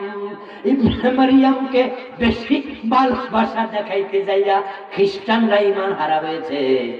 ঈসা ইবনে মারইয়াম বলছেন, নি আব্দুল্লাহ, আমি আল্লাহর বান্দা। খ্রিস্টানরা কয় না, আমি আল্লাহর ছেলে। ঈসা আলাইহিস সালাম মায়ের কোলে, উনার তো বাবা নাই, সন্তান হলো আল্লাহর হুকুমে। জিবরিল আমিন মা মারিয়ামের মুখে ফু দিয়েছে, ওই ফুয়ের মাধ্যমে আল্লাহ তাআলার হুকুমে উনি মায়ের পেটে চলে গেছেন। মারিয়াম হলেন গর্ভবতী। কয়েকদিন পরে মারিয়াম বুঝতে পারছেন প্রসবের সময় হয়ে গেছে। এখন যদি আমি লোকালয়ে সন্তান প্রসব করি, মানুষ তো আমার এসে ধরবে, বিয়ে তো দেই নাই, বাচ্চা হলো কোত্থেকে? তাই তিনি মসজিদ আকসার খাদেমা ছিলেন তার পাশে একটি মেহরাবে, একটি হুজরার মাঝে আস্তে করে নেমে চলে গেলেন মরুভূমিতে। ভাবলেন এমন জায়গায় সন্তান প্রসব করব, লোকে যেন টেরই না পায়। কিন্তু বেশি দূরে যেতে পারলেন না, একটু খেজুর গাছের নিচে গিয়ে একটু বিশ্রাম নিচ্ছেন। প্রসব বেদনা শুরু হয়ে গেল। তিনি আফসোস করে বলেন, ইয়া লাইতানি মিতু ক্বাবলা হাদা কুনতু নাসিয়াম মুনসিয়া। আহারে, যদি এই সন্তান প্রসবের আগে মরে যেতাম বলাই ভালো হতো, মানুষ আমারে ভুলে যেত আর প্রশ্ন করে বিরক্ত করতে পারত না। আল্লাহ তাআলা ডেকে বলে, মারিয়াম মৃত্যু কামনা করো না, টেনশন করার কারণ নাই। তুমি শুধুমাত্র মানুষের প্রশ্নের জবাব না দিয়ে চুপ করে থাকবা। তুমি বুঝাইয়া দিবা, ইন্নী নাযারতু লিররহমানি সাওমা। তৎকালীন সাওম মানে হচ্ছে কথা না বলা, এটাও সাওমের মাঝে অন্তর্ভুক্ত। লোকজন প্রশ্ন করলে ইশারা দিয়া কইবা, আমার কথা বলা নিষেধ। তুমি চুপ করে থাকলে আমি নিজেই জবাবের ব্যবস্থা করে দেব। স্বামীবিহীন আমি আল্লাহ সন্তান দিয়েছি, জবাবও আমি দেব, তুমি চুপ করে থাকবে। মারিয়াম আলাইহিস সালাম সন্তান প্রসব করে কোলে নিলেন। লোকজন তো এসে হাজির, শব্দ শুনে দৌড় মারছে। সন্তান কোলে দেখে চিনে ফেলছে হযরত মারিয়াম আলাইহিস সালাম। উনার সন্তান কোলে নিয়ে আস্তে করে লোকালয়ের দিকে যাচ্ছে। কালো, ইয়া মারিয়াম লাকাদ জিইতি শাইআন কারিয়া। ও মারিয়াম, নিশ্চয় তুমি জানা করেছো। নাউযুবিল্লাহ বলবেন না?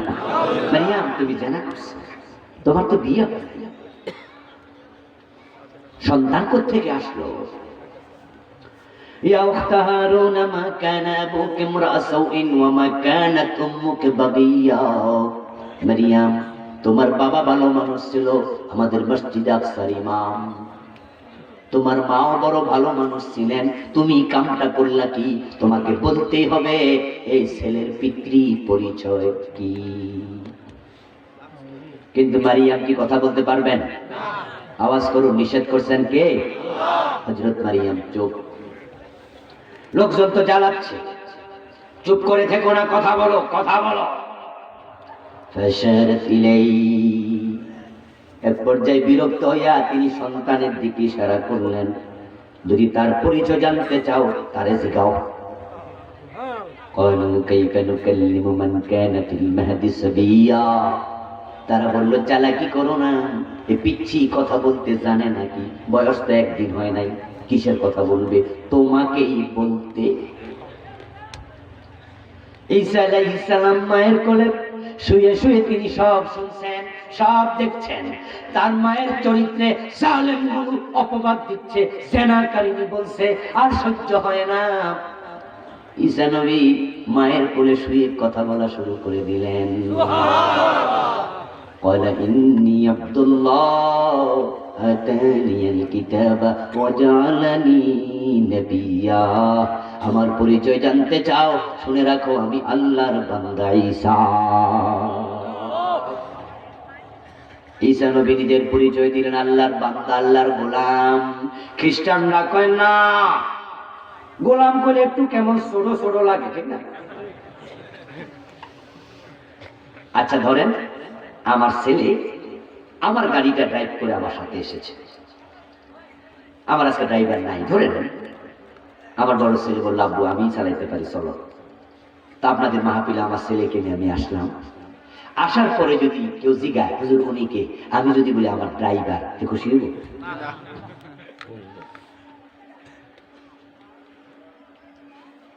হে বাড়ি যাই এর মার কাছে বিচার দেব, দিব কিনা? আব্বা আমারে কি কইছে? আচ্ছা এই যে আজকে ড্রাইভ করছে, কোনো ভুল কইছি আমি কিছু? আমি কিন্তু 100% সত্য কথা বলি, এই আমার ড্রাইভার করছে। কিন্তু এই শব্দটা তার পরিচয়ের সাথে মানায় না। আচ্ছা যদি আমি এবার বলি সে আমার ছেলে, বেজান না খুশি? বাহ, আজকে তো আমারও একটা আলাদা সম্মান, প্রধান বক্তার ছেলে।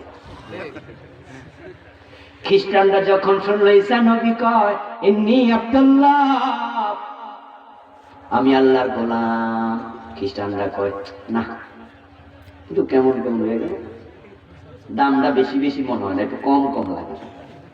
তাই তারা কয় আপনি আল্লাহর ছেলে, আস্তাগফিরুল্লাহ। ভালোবাসতে যাইয়া ঈমান আছে না গেছে? আপনাদের বিবেকের কাছে প্রশ্ন ছেড়ে দিলাম, জবাব দিয়েন মেহেরবানি করে। আল্লাহ নবী ঈসাকে খ্রিস্টানরা কি ছোট করতে চাইছে না বড় করতে চাইছে?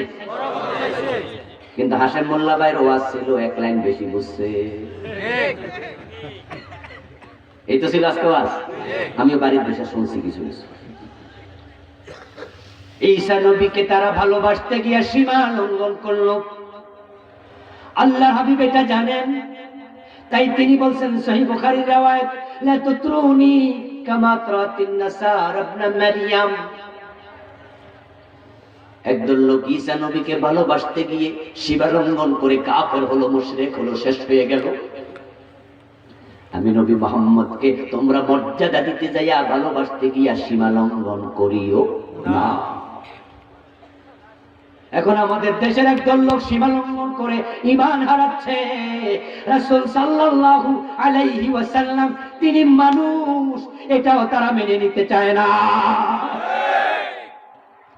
তারপরে রাসূলের মানুষ করে ঈমান থাকবো না, কি আশ্চর্য কথাবার্তা! কি কইতে হইব? জিন কই না, তো ফেরেশতা কই না, তো মানুষ কইটা তো মোড়েও না, তো কি কয় না, কিও না।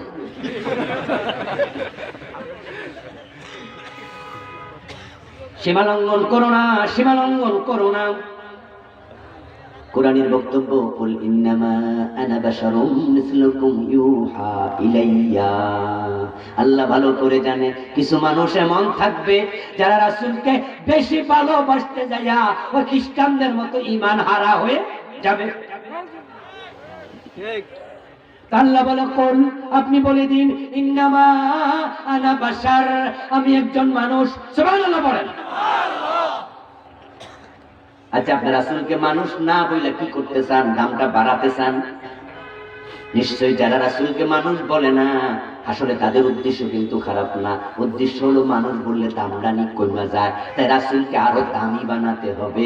কিন্তু আমি তোমাকে বলতে চাই দোস্ত, মানুষের চেয়ে দামি তো কোনো মাখলুক আর নাই।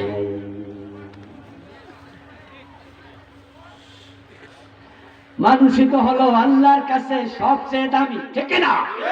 ফেরেশতার চেয়েও দামি। মানুষের সম্মান আল্লাহর কাবার চেয়েও বেশি। কাবাও একটা মাখলুক, খালেক কে? আল্লাহ। আল্লাহ ছাড়া সব কি মাখলুক, কাবাও মাখলুক। এজন্যই তো মক্কা বিজয়ের পরে হযরত বেলাল কাবার ছাদে উঠে আযান দিছে, রাসূল মানা করে নাই। যখন কাবার ছাদে হযরত বেলাল ওঠে, উনার ঠ্যাং কি মাটির ছিল না ছাদে গেছে? তো কাবার ছাদে বেলালের ঠ্যাং লাগলে কাবার দাম কমে যাবে না? এখন বছরে একবার কাবার গিলাফ পরিবর্তন হয় না? কাবার গিলাফ পরিবর্তন করার জন্য কিছু লোক কাবার ছাদে ওঠে।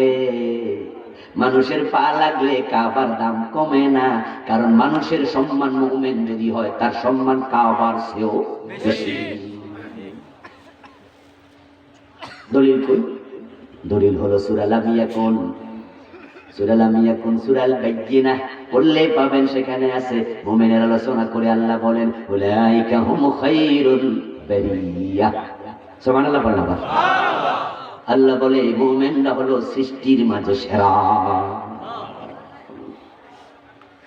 এখন আপনি রাসূলকে মানুষ না বললেন, অথচ কোরআনের বক্তব্য কুলিন্নামা আনা বাশার, বলেন আমি মানুষ। এখানে অক্ষর কয়টা আছে? কুল তিনটা, কুল হলো দুটা, ইন্নামার মাঝে ইন্না নুন আছে দুইটা, মিম আছে একটা, আলিফ আছে একটা, চারটা, আনার মাঝে আছে আবার তিনটা, বাশারের মাঝে আছে আবার তিনটা, কাদিয়ানি চারটা মানে না ঈমান শেষ। তুমি এতগুলা বাদ দিয়া মুমিন থাকবা কেমনে?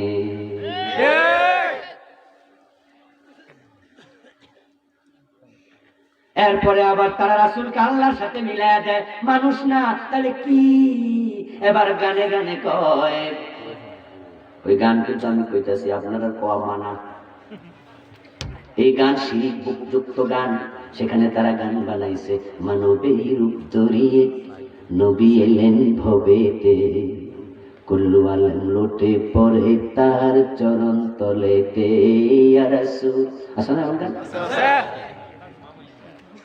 তিনি মানবের রূপ ধরে আসছে, তিনি মানুষ না, তবে রূপ ধরছে মানুষের। তাহলে তিনি কে? এবার আরেকজন ব্যাখ্যা করে, আহমদের মিমের পর্দা তুলে দে রে মন, দেখবি সেটাই বসত করে আহাদ নিরঞ্জন। ওই আহমদ দেখতে হামজা হা মিম দাল, মিমটা মুছে দে, আহমদ আহাদ হয়ে যাবে। আকাশে যিনি আল্লাহ, জমিনে তিনি মুহাম্মদ। বলেন নাউজুবিল্লাহ। তিনি সুরত ধরে আছে, সুরত তিনি, উনি। আরেকজন কয় শরীয়ত से डर, शरीयत का डर से अगर न मैंने कहता मोहम्मद नबी खुद खुदा बन कर आया। মানুষ কোয়া যাবে না, তিনি আল্লাহ, তিনি জমিনে খোদা হয়ে আসছে। তাই কুল্লু আলম লুটে পড়ে তাহার চরণ তলেতে। আমরা কি রাসূলের চরণে লুটে পড়ি? আমরা কার চরণে সিজদা দেই? তারা সীমা লঙ্ঘন করেছে চরম ভাবে। সীমা লঙ্ঘন করতে করতে শিরিক করছে। তারা বলে নবী মুহাম্মদ সাল্লাল্লাহু আলাইহি ওয়াসাল্লাম গায়েব জানে, তিনি হাজির নাজির। তাই বন্ধু দুরূদ শরীফ পড়ার সময় হঠাৎ করে মাঝখানে খাড়ায়া যায়, এমন আছে না? আপনি যদি মনে করেন দাঁড়াইছেন, আপনার পায়ে ব্যথা, কোন অসুবিধা নাই, আপনি খাড়ান।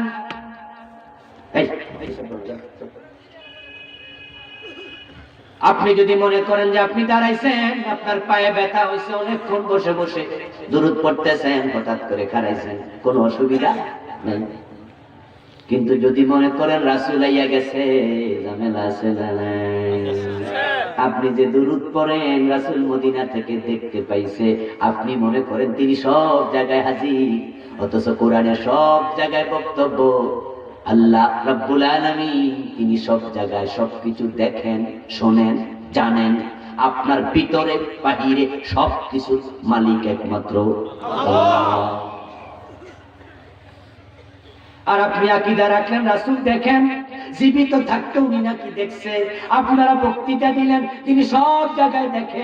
আমি বক্তব্য দেই, আপনি মেরাজ থেকে রাসূল ফেরার পরে কাফেররা প্রশ্ন করলো, মুতিম ইবনে আদি প্রশ্নকারী ছিল, ও ভাতিজা, গত রাতে যদি মেরাজ করো, মসজিদে আকসায় গিয়ে থাকো, তাহলে বলো তো মসজিদে আকসার দরজা জানালা কয়টা? এমন প্রশ্ন কি করে নাই? রাসূল কি বলেন? আমি এমন বিপদে পড়লাম, এইরকম বিপদে জীবনে আর কোনোদিন পড়ি নাই। ফাকারিবতু কুরবাতান, আমি বড় বিপদে পড়ে গেলাম। কি জবাব দেই? ওই দুরন্তর মুতিম ইবনে আদি, সে তো আমারে আটকাইতে চায়। এজন্য এমন এক প্রশ্ন করছে, সে বোঝা আমি জানতাম না। আমি তো মসজিদে আকসায় গেছি, দরজা জানালা তো গুনতে যাই নাই। এই যে আপনারা মাহফিলে বসে আছেন, বলেন তো লাইট মোট কয়টা আছে? আচ্ছা আমি বলতে পারবো না। বাস আছে কয়টা? বলতে পারবেন? এটা কি প্রশ্ন হইল? কেউ যদি আমার জিগায় কোনটা লাইট করে, সোহাগ দিতে পারবো না। কিন্তু সোহাগের জিগাইলে ফুল কটা দিতে পারতো, যেখানে বল কটা লাগাচ্ছে এও দিত, বন্যা করা। মুতিম ইবনে আদি এমন প্রশ্ন করলো, সেও জানে মুহাম্মদকে আটকাইয়া দেব। আর নবী মুহাম্মদুর রাসূলুল্লাহ সাল্লাল্লাহু আলাইহি ওয়াসাল্লাম যদি বলেন জানি না, তারা হাততালি দিয়ে বলবে জানবা কেমনে, তুমি তো যাওই নাই। আর আমি বলবো 30টা 50টা কেমনে কমু, আমি তো মিথ্যা বলি না, আমি তো বলি নাই। ফাজাল্লাল্লাহু লিল বাইতুল মুকদ্দাস ফাতাফাকতু আখবিরুহুম ওয়া আনা আনজুরু ইলাইহি। হঠাৎ করে দেখি আল্লাহ বাইতুল মুকদ্দাস আমার সামনে হাজির করে দিয়েছেন। আচ্ছা, এই যে হাদিসটা আমি সহিহ মুসলিম থেকে শুনালাম, এটা কি আজকে নতুন শুনছেন না আগে শুনছেন? এই সহিহ মুসলিমে আছে না নাই? আছে, খুঁজলে পাবেন। এখন বিশ্ব নবী না গায়েব জানে, তাহলে বাইতুল মুকদ্দাস আনা কি দরকার? ঠিক ঠিক। উনি না সব দেখে আল্লাহর বাড়ি চলে যাই। আমাদের চাঁদপুরে একজন আলেম ছিলেন, যেখানে তিনি মিলাদ কিয়াম করতেন সেখানে একটা চেয়ার রাখতেন খালি। লোকজন জিজ্ঞাসা করতো, হুজুর এটা কি? রাসূল আইলে বইব না, খারে থাকবো? বেদবি করবেন, একটা খালি রাখো, রাসূল আইয়া বইয়া লাগে। রাসূলুল্লাহ এসে যাবে, আপনি মিলাদ পড়ছেন, উনি শুনছেন, অথচ উনি বাইতুল মুকদ্দাসের ব্যাপারে কয় আমি বিপদে পড়ে গেলাম, আল্লাহ বাইতুল মুকদ্দাস হাজির করছে। আমি দেখে দেখে বলতে শুরু করলাম। কাফেররা রাসূল সাল্লাল্লাহু আলাইহি ওয়াসাল্লামকে আটকানোর জন্য যখন বিভিন্ন প্রশ্ন করত, উত্তর যখন রাসূল জানতেন তখন বলে দিতেন, যেগুলো উত্তর তিনি জানতেন না বানায়া বলতেন না, ওহির জন্য অপেক্ষা করতেন। উনি না গায়েব জানা অপেক্ষা দরকার, উনি তো সব দেখতে দেন। লৌহে মাহফুজে কি আছে, মুত্তাকিলাতে দরকার কি ওহি? আল্লাহর কোরআনের বক্তব্য কি দেখেন, তিলকা মিন আমবাইল গায়বি নূহিহি ইলাইক। ও নবী, এগুলো গায়েবের খবর, আমি আল্লাহ আপনারে জানাচ্ছি। এই জন্য আবেগ দেখাইটা বিপদে পড়বেন না, আবেগ দেখে সীমা লঙ্ঘন করবেন না। এখন আপনি বলবেন, হুজুর মুতার যুদ্ধে যখন হযরত জায়েদ শহীদ হয়, রাসূল মদিনা থেকে কাঁদতেছে আর বলতেছে আমার জায়েদ শহীদ হয়ে গেল। জাফরে তাইয়ার যখন শহীদ হয়, রাসূল মদিনায় বসে বলছে মুতায় আমার জাফর শহীদ হয়ে গেল। আব্দুল্লাহ ইবনে রাওয়াহা যখন শহীদ হয়, রাসূল মদিনার মসজিদে বসে কাঁদে, চোখের পানি দাঁড়িয়ে বেয়ে বেয়ে পড়ছে। রাসূল বলছেন আমার আব্দুল্লাহ ইবনে রাওয়াহা শহীদ হয়ে গেল। কোথায় মুতা, কোথায় মদিনা? রাসূল গায়েব না জানলে দেখলো কেমনে? এই যে হুজুর পাইয়া লাইছি গায়েব জানা। এখন গায়েব জানতে জানতে শুধু নবী মুহাম্মদ জানে না, পীর সাহেব গায়েব জানে, এমন আকীদা রাখার মুরিদ আছে না নাই? আমাদের হুজুরও জানে। এটা এখন একবার সস্তা জিনিস হয়ে গেছে, সবাই ঘরে ঘরে চলে যাচ্ছে। আজ থেকে কয়েক বছর আগে রমজানের জুমার নামাজ পড়াইয়া নামতেছি দোতলা থেকে নিচতলা থেকে। দোতলা জুমার নামাজ আর নিচতলা আপনার দোকানপাট। তো দোতলা থেকে নামতেছি, একটা ইয়াং ছেলে এসে আমার সামনে দাঁড়ায় সালাম দিয়ে বলছে, হুজুর একটা কথা জানবো। কি জানবো ভাই বলো? বলো হুজুর এবার রোজা কয়টা হবে? 30 না 29? এমন এক প্রশ্ন, এর উত্তর তো আমার জানা নাই। আমি বললাম তুমি ঈদের দিন আইসা করে দেবো, ঠিক না? ঈদের আগের দিন সুযোগ নাই, চাঁদ না দেখলে কমো। ছেলে বলতে হুজুর ঈদের দিন তো আমিও জানি, এদিন তো আমি আমার দরকার নাই, আমি আজকে পড়ো। আমি বললাম ভাই এই খবর তো আমার জানা নাই, এটা তো গায়েবের খবর, আমি কেমন জানি? কয় হুজুর আমাদের পীর সাহেব জানে। এটা বলে এক পীরের নাম বললো, যিনি কয়দিন আগে মারা গেছে। ওনার পেট ছিল ড্রামের সমান, নাম নাই বললাম, ইশারা দিচ্ছি, বুঝতে পারছি না। আমার বন্ধুকে আমাদের অমুক ফিরে যান, উনি বলছে আবার 29টা। আমি তখন ছেলেটাকে বললাম ইন্না লিল্লাহ। নবী মুহাম্মদ যখন জীবিত ছিলেন, রাসূল সাল্লাল্লাহু আলাইহি ওয়াসাল্লাম সাহাবাদেরকে বলতেছেন ফাইন্নাহুম ফাআকমিলুল ইদ্দাহ, রোজা রাখবা তোমরা রমজানে চাঁদ দেখে, আবার সারবা চাঁদ দেখে, ঠিক না? কিন্তু যখন রাখতে রাখতে রাখতে রাখতে 29 তারিখে পৌঁছে যাই, বাস 29টা শেষ। এখন আকাশের দিকে তাকায় দেখো আকাশ মেঘে ঢাকা। এমন হয় না অনেক সময়? মেঘের কারণে আর চাঁদ দেখা যায় না। فإن غم عليكم فأكملوا العدة فأكملوا 30। যদি দেখো আকাশে আবর মেঘ ঢাকা, চাঁদ দেখো না, তাহলে 30টা পূর্ণ করো। চাঁদ না দেখে রোজা সারা যাবে না। নবী মুহাম্মদ তো কইতে পারতো, যদি আকাশে মেঘ থাকে আমার কাছে আইও, আমি তো গায়েব জানি। মেঘ হইছে কি আমি কই দেব। রাসূল মুহাম্মদ বলে, ইজ্জত পূর্ণ করো, 30 পূর্ণ করো। চাঁদ দেখা যায় নাই মেঘের কারণে, আর তোমার ফি নাকি রোজার আগে হয়ে দিছে। সীমা লঙ্ঘন করা যাবে না। শিরিক হলে ঈমান চলে যাবে। শিরিক চলছে আজকে প্রকাশ্যে। শিরিকের মতো বড় কোনো কবিরা গুনাহ, ইন্না শিরকা লাযুলমুন আযীম। চুরি করে মরবা, ডাকাতি করে মরবা, মদ খাইয়া মরবা, বেনামাজি হইয়া মরবা, ক্ষমা পাওয়ার সম্ভাবনা আছে, ক্ষমা হলেও হতে পারে। কিন্তু শিরিক করে মরবা, তোমার ক্ষমা নেই। শুধু একটা গুনাহ আল্লাহ ক্ষমা করে না, সে গুনার নাম হলো শিরক। যদি এটা নিয়ে মরো, তাওবা করো এখন, এটা লইয়া মরলে উপায় নাই। ইন্নাল্লাহা লা ইয়াগফিরু আন ইউশরাকা বিহি ওয়া ইয়াগফিরু মা দুনা যালিকা লিমান ইয়াশা। আল্লাহর বক্তব্য, আমি সব ক্ষমা করব, কিন্তু শিরকের ক্ষমা নাই। অথচ বন্ধু, সব গুনাহ হয় গোপনে, অধিকাংশ শিরিকটা হয় প্রকাশ্যে। যেটা সবচেয়ে মারাত্মক, বাংলাদেশে এটাই বেশি চলছে। চুরি করা কি গুনাহ? সগীরা না কবিরা? জোরে বলতে হবে, চুরি করা কি গুনাহ? আচ্ছা, যে চুরি করে কি মানুষের সামনে করে? সে দেখছে আর কি দেখছে, ঠিক না? কেউ আসেনি কোনো। ম্যাগাজিনে পড়লাম চোরের সাক্ষাৎকার। এক ব্যক্তি জিজ্ঞাসা করছে, কি রে চোর, রাতের বেলা চুরি করস কেন? চোরে কয়, আমার কি শরম নাই নাকি? চুরি করা কবিরা গুনাহ, গোপনে করে। মিথ্যা বলা কবিরা গুনাহ, গোপনে বলে, মানুষ যেন বুঝতে না পারে কেউ মিথ্যা বলেছে। আপনি মুখের উপর বলে দেন, চাচা এটা তো মিথ্যা কথা, খুশি হইব? মুখের উপর আমি মিথ্যা বলি, যেটা কইছে হীরা আর একটা মিথ্যা। কিন্তু লোক গোপনে করবে। যারা দুধে পানি মিশায়, কাজটা সওয়াব না গুনাহ? সগীরা না কবিরা? কিন্তু এই বাজারে যায় মিশায় না, জি না। এমন ভাবে মিশায়, হয়তো নিজের পোলাও জানে না, বাপ এসে দুধে পানি মিশায়। ঘরের দরজা লাগায় মিশায়।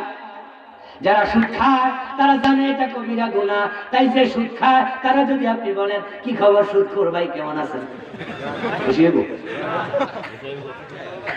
কবিরা গুনাহ হে মানে না, গোপনে কয় আমি সুদ খাই না। কি খান? ওই ইন্টারেস্ট খাই।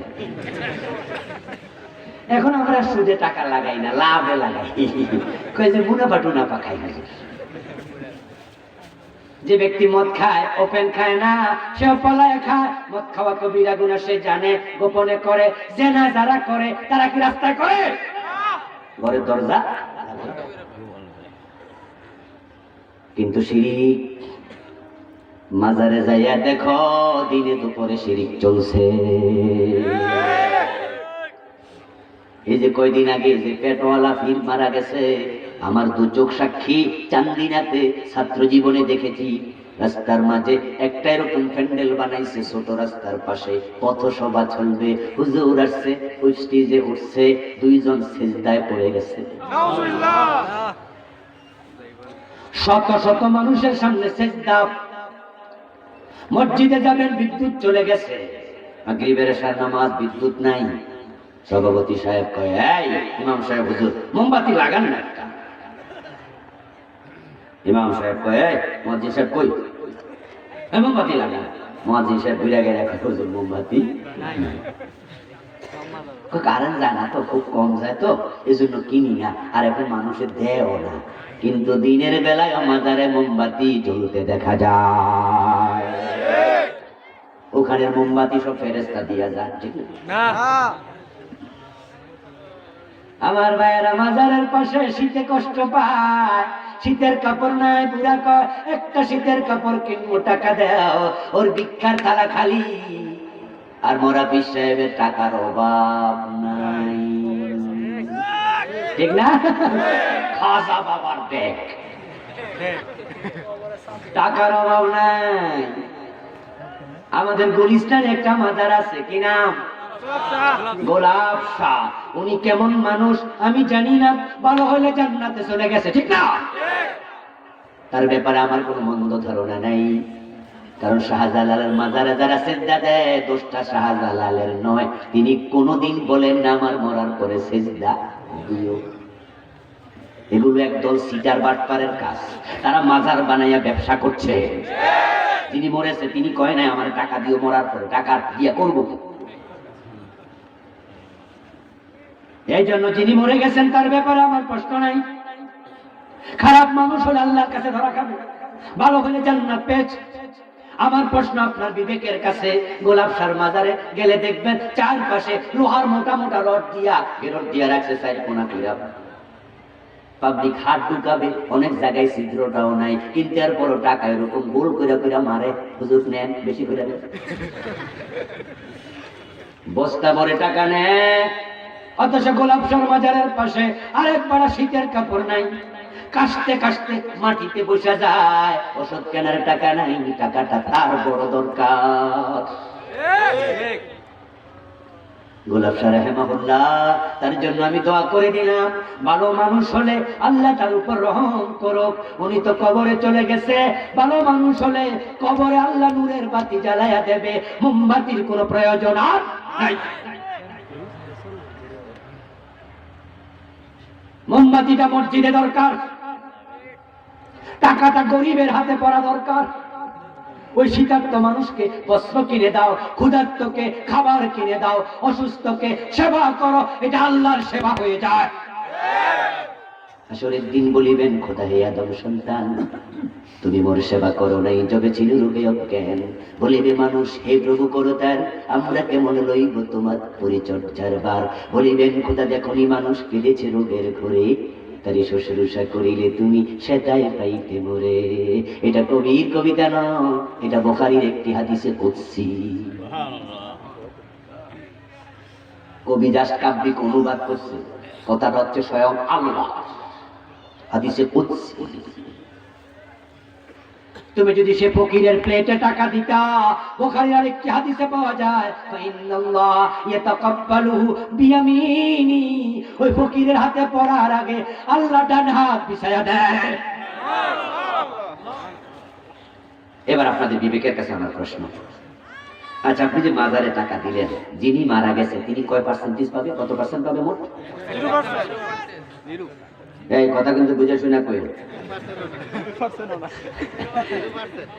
মসজিদে যে চাঁদা তোলে রাস্তায় বসে, সারাদিন যারা পরিশ্রম করে টাকা তোলে, গাড়িতে গাড়িতে তোলে, আছে না কিছু? একটা রসিদ হয়ে গাড়িতে বইটা, ভাই পাশে এতিমখানা আছে, একটু দিয়া যান দিয়া যান দিয়া যান। দানকারীদের মাতা পিতা সুখে রাইখো কবরে, গান গাচ্ছে, টাকা তুলতেছে। খোঁজ নিয়ে দেখেন মাজারের টাকা যারা তোলে তারা অধিকাংশই গাঁজা খায়। মসজিদের তারা তোলে, তারা 60% খায়, 40% খায়। আমাদের পুরান ঢাকায় এক ব্যক্তি টাকা তুলত, উনার নাম ছিল আব্দুল মজিদ। মসজিদের টাকা তুলত, দুপুর বেলায় পুরান ঢাকার কাচ্চি বিরিয়ানি যেটা আছে এটাই প্রতিদিনই খায়, ফ্যাটও মোটা হয়ে গেছে। তো একজন প্রশ্ন করলো, মসজিদের টাকা তুলে এমনি খাও কেন? তুমি তো নরমাল খানাও খাইতে পারো, দামি দামি খানা তুমি খাও, আল্লাহরে ডরাও না। এই কয় মসজিদের টাকা তুলে কইছে কি? আমরা দেখি তুমি মসজিদের টাকা তোলো, কয় না না, আমি প্রথমে বলি মসজিদে দিয়ে যান, কিছুক্ষণ পরে বলি মসজিদে দিয়ে যান। আমার নাম মসজিদ না, আমার নাম টাকা মসজিদে তোমার কইছে কেনা? আমি তো আস্তে করে কইছি মসজিদে দিয়ে যান, তো পাবলিক শুধু মসজিদে দেয় না, মসজিদেরও দেয়।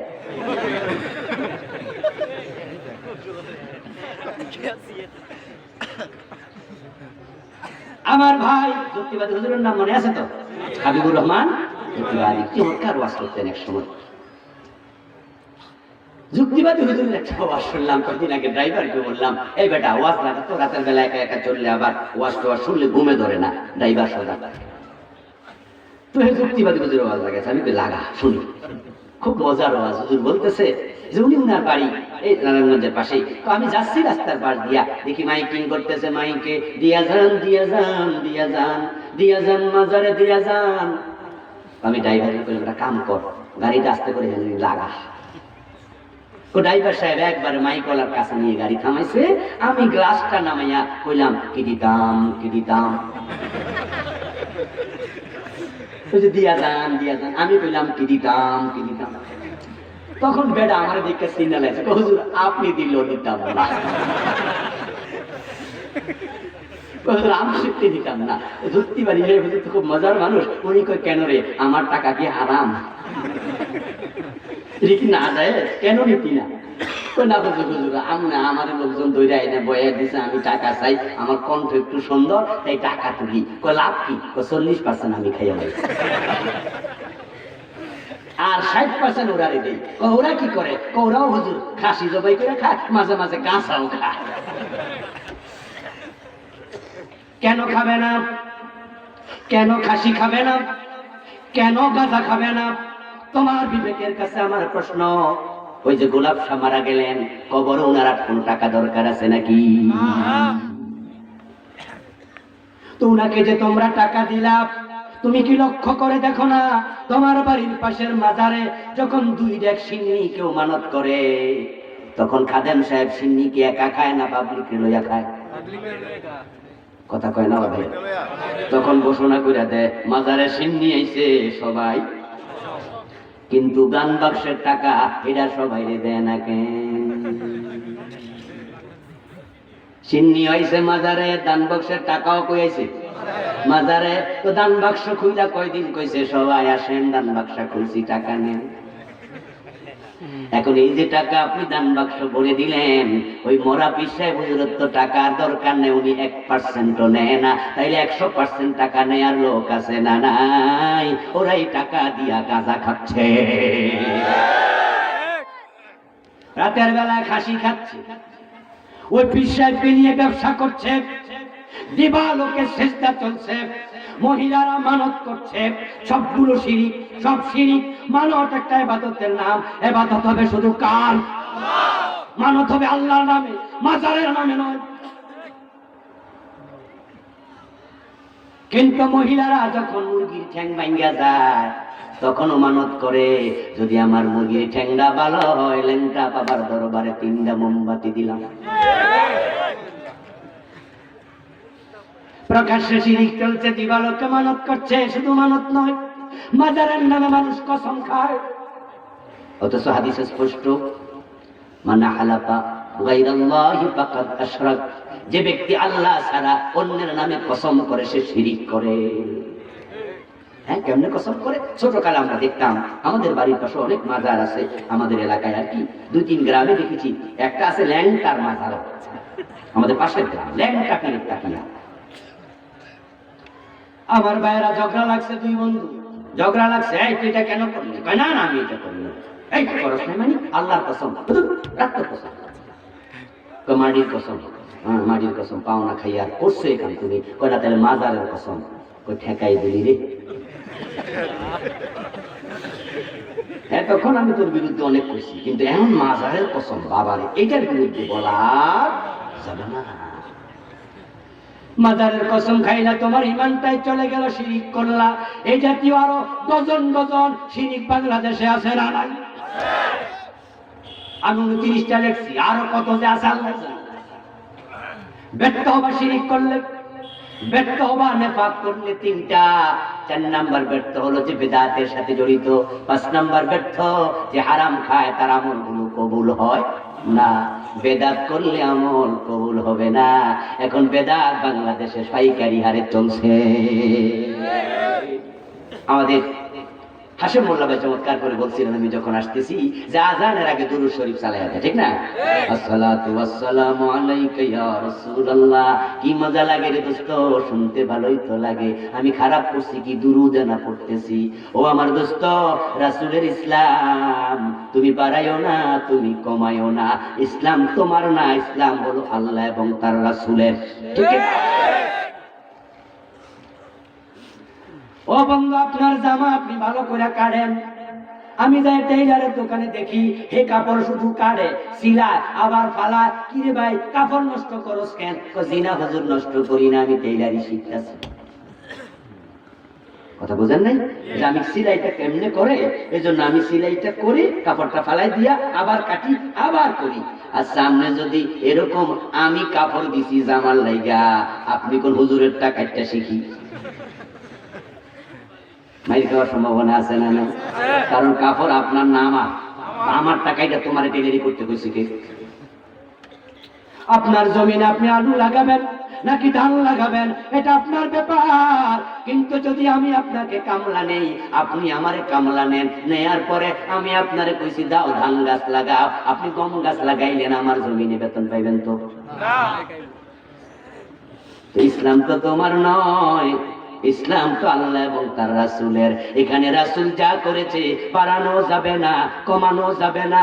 যদি তুমি সেখানে সীমা লঙ্ঘন করো বিপদে পড়ে যাবে।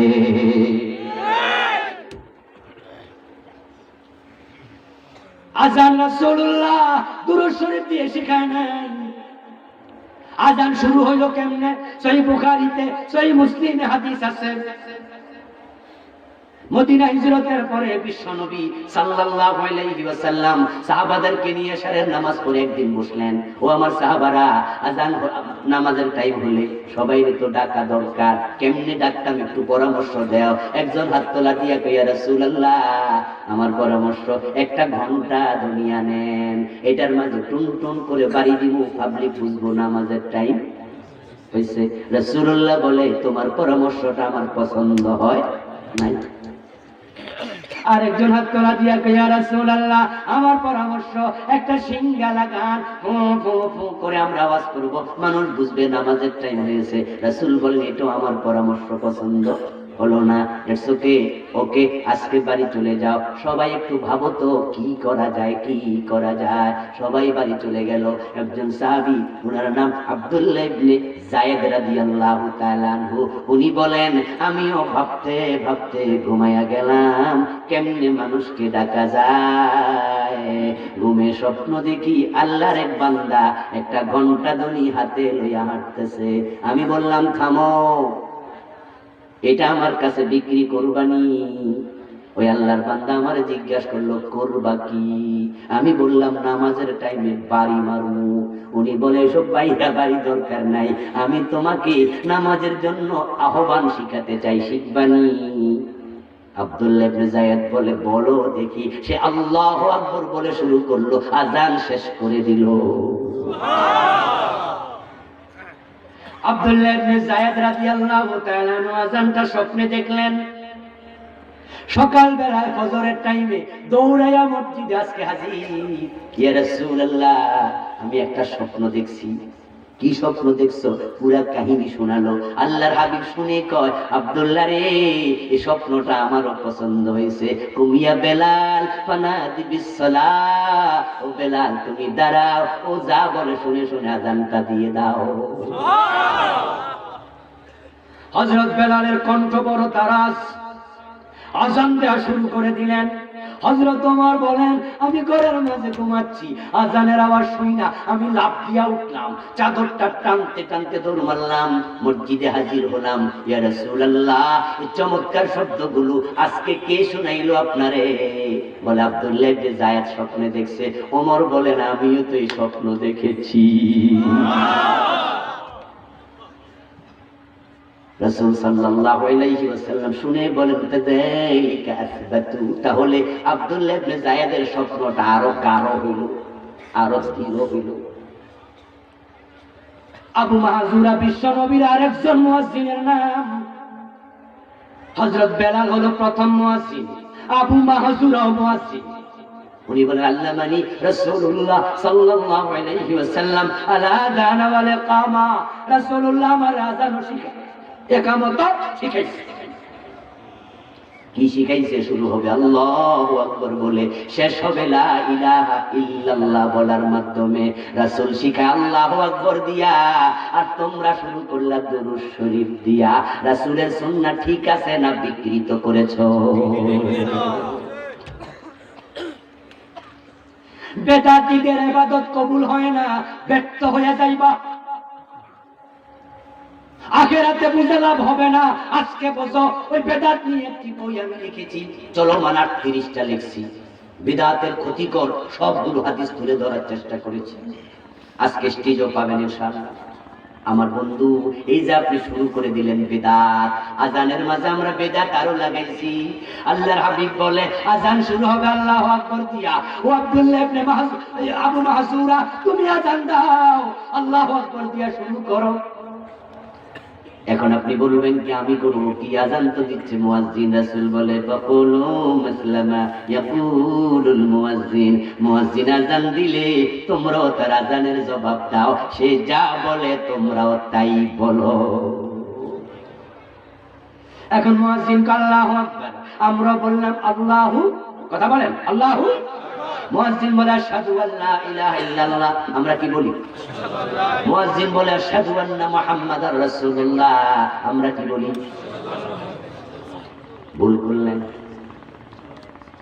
মুয়াজ্জিন কে আশহাদু আন্না মুহাম্মাদার রাসূলুল্লাহ, রাসূল কে ফাকুলু মিসলা মা ইয়াকুল, সে যা বলে তোমরাও তাই বলো। অথচ আপনি কোন সাল্লাল্লাহু আলাইহি ওয়াসাল্লাম, রাসূলের কথার সাথে মিল না বেমিল। সহিহ বুখারী হাদিস নাম্বার 576, সহিহ মুসলিম হাদিস নাম্বার 747, তিরমিজি 199। ফাকুলু মিসলা মা ইয়াকুল, মুয়াজ্জিন যা বলে তাই বলো। এখন আপনার উচিত আপনিও বলবেন আশহাদু আন্না মুহাম্মাদার রাসূলুল্লাহ, রাসূলের আদেশ। এখানে দুরূদ নয়। আপনি কোরআন শরীফ পড়ছেন, কোরআন শরীফের মাঝে মুহাম্মদ শব্দটা আছে না নাই? মা কানা মুহাম্মাদুন আবা আহাদিন মিন রিজালিকুম, আছে না? ওয়া মা মুহাম্মাদুন ইল্লা রাসূল। আপনি এখানে থাইমাকে দুরূদ শরীফ পড়েননি? মা কানা মুহাম্মাদুন সাল্লাল্লাহু আলাইহি ওয়াসাল্লাম বলছেন, এখানে দুরূদ নয়। আমার বন্ধু, আমরা যখন তাশাহুদ পড়ি, তাশাহুদের মাঝে আমরা পড়ি আশহাদু আল্লা ইলাহা ইল্লাল্লাহ ওয়া আশহাদু আন্না মুহাম্মাদান সাল্লাল্লাহু আলাইহি ওয়াসাল্লাম আবদুহু ওয়া রাসূলুহু। কিছু কিছু জায়গা আপনাকে বুঝতে হবে, এগুলোতে দুরূদ নেই, আজানও ঠিক তাই। ফাকুলু মিসলা মা ইয়াকুলুল মুয়াজ্জিন, মুয়াজ্জিন যা বলে তুমি তাই বলো। এখন আবার মুয়াজ্জিন কয় হাইয়া আলাস সালাহ, নামাজে আসো। আমরা যদি কোন হাইয়া আলাস সালাহ, মুয়াজ্জিন তুমি আসো, অসুন্দর হয়ে গেল। এই জন্য বিশ্বনবী বলে এখানে তুমি বলবে লা হাওলা ওয়ালা কুওয়াতা ইল্লা বিল্লাহ, সুবহানাল্লাহ পড়েন। বাংলা অর্থ হলো লা হাওলা আলিল মাসিয়া ওয়ালা কুওয়াতা আলা তাআ ইল্লা বিল্লাহিল আলিয়্যিল আযীম। আমি নামাজেতে যেতে রাজি, ও মুয়াজ্জিন তুমি ডেকেছো আমি যেতে রাজি, কিন্তু যাওয়ার জন্য আল্লাহর তৌফিক দরকার আছে না নাই? লা হাওলা ওয়ালা কুওয়াতা ইল্লা বিল্লাহ অর্থ হলো আল্লাহ তৌফিক না দিলে গুনাহ থেকেও বাঁচা যায় না, ভালো কাজও করা যায় না।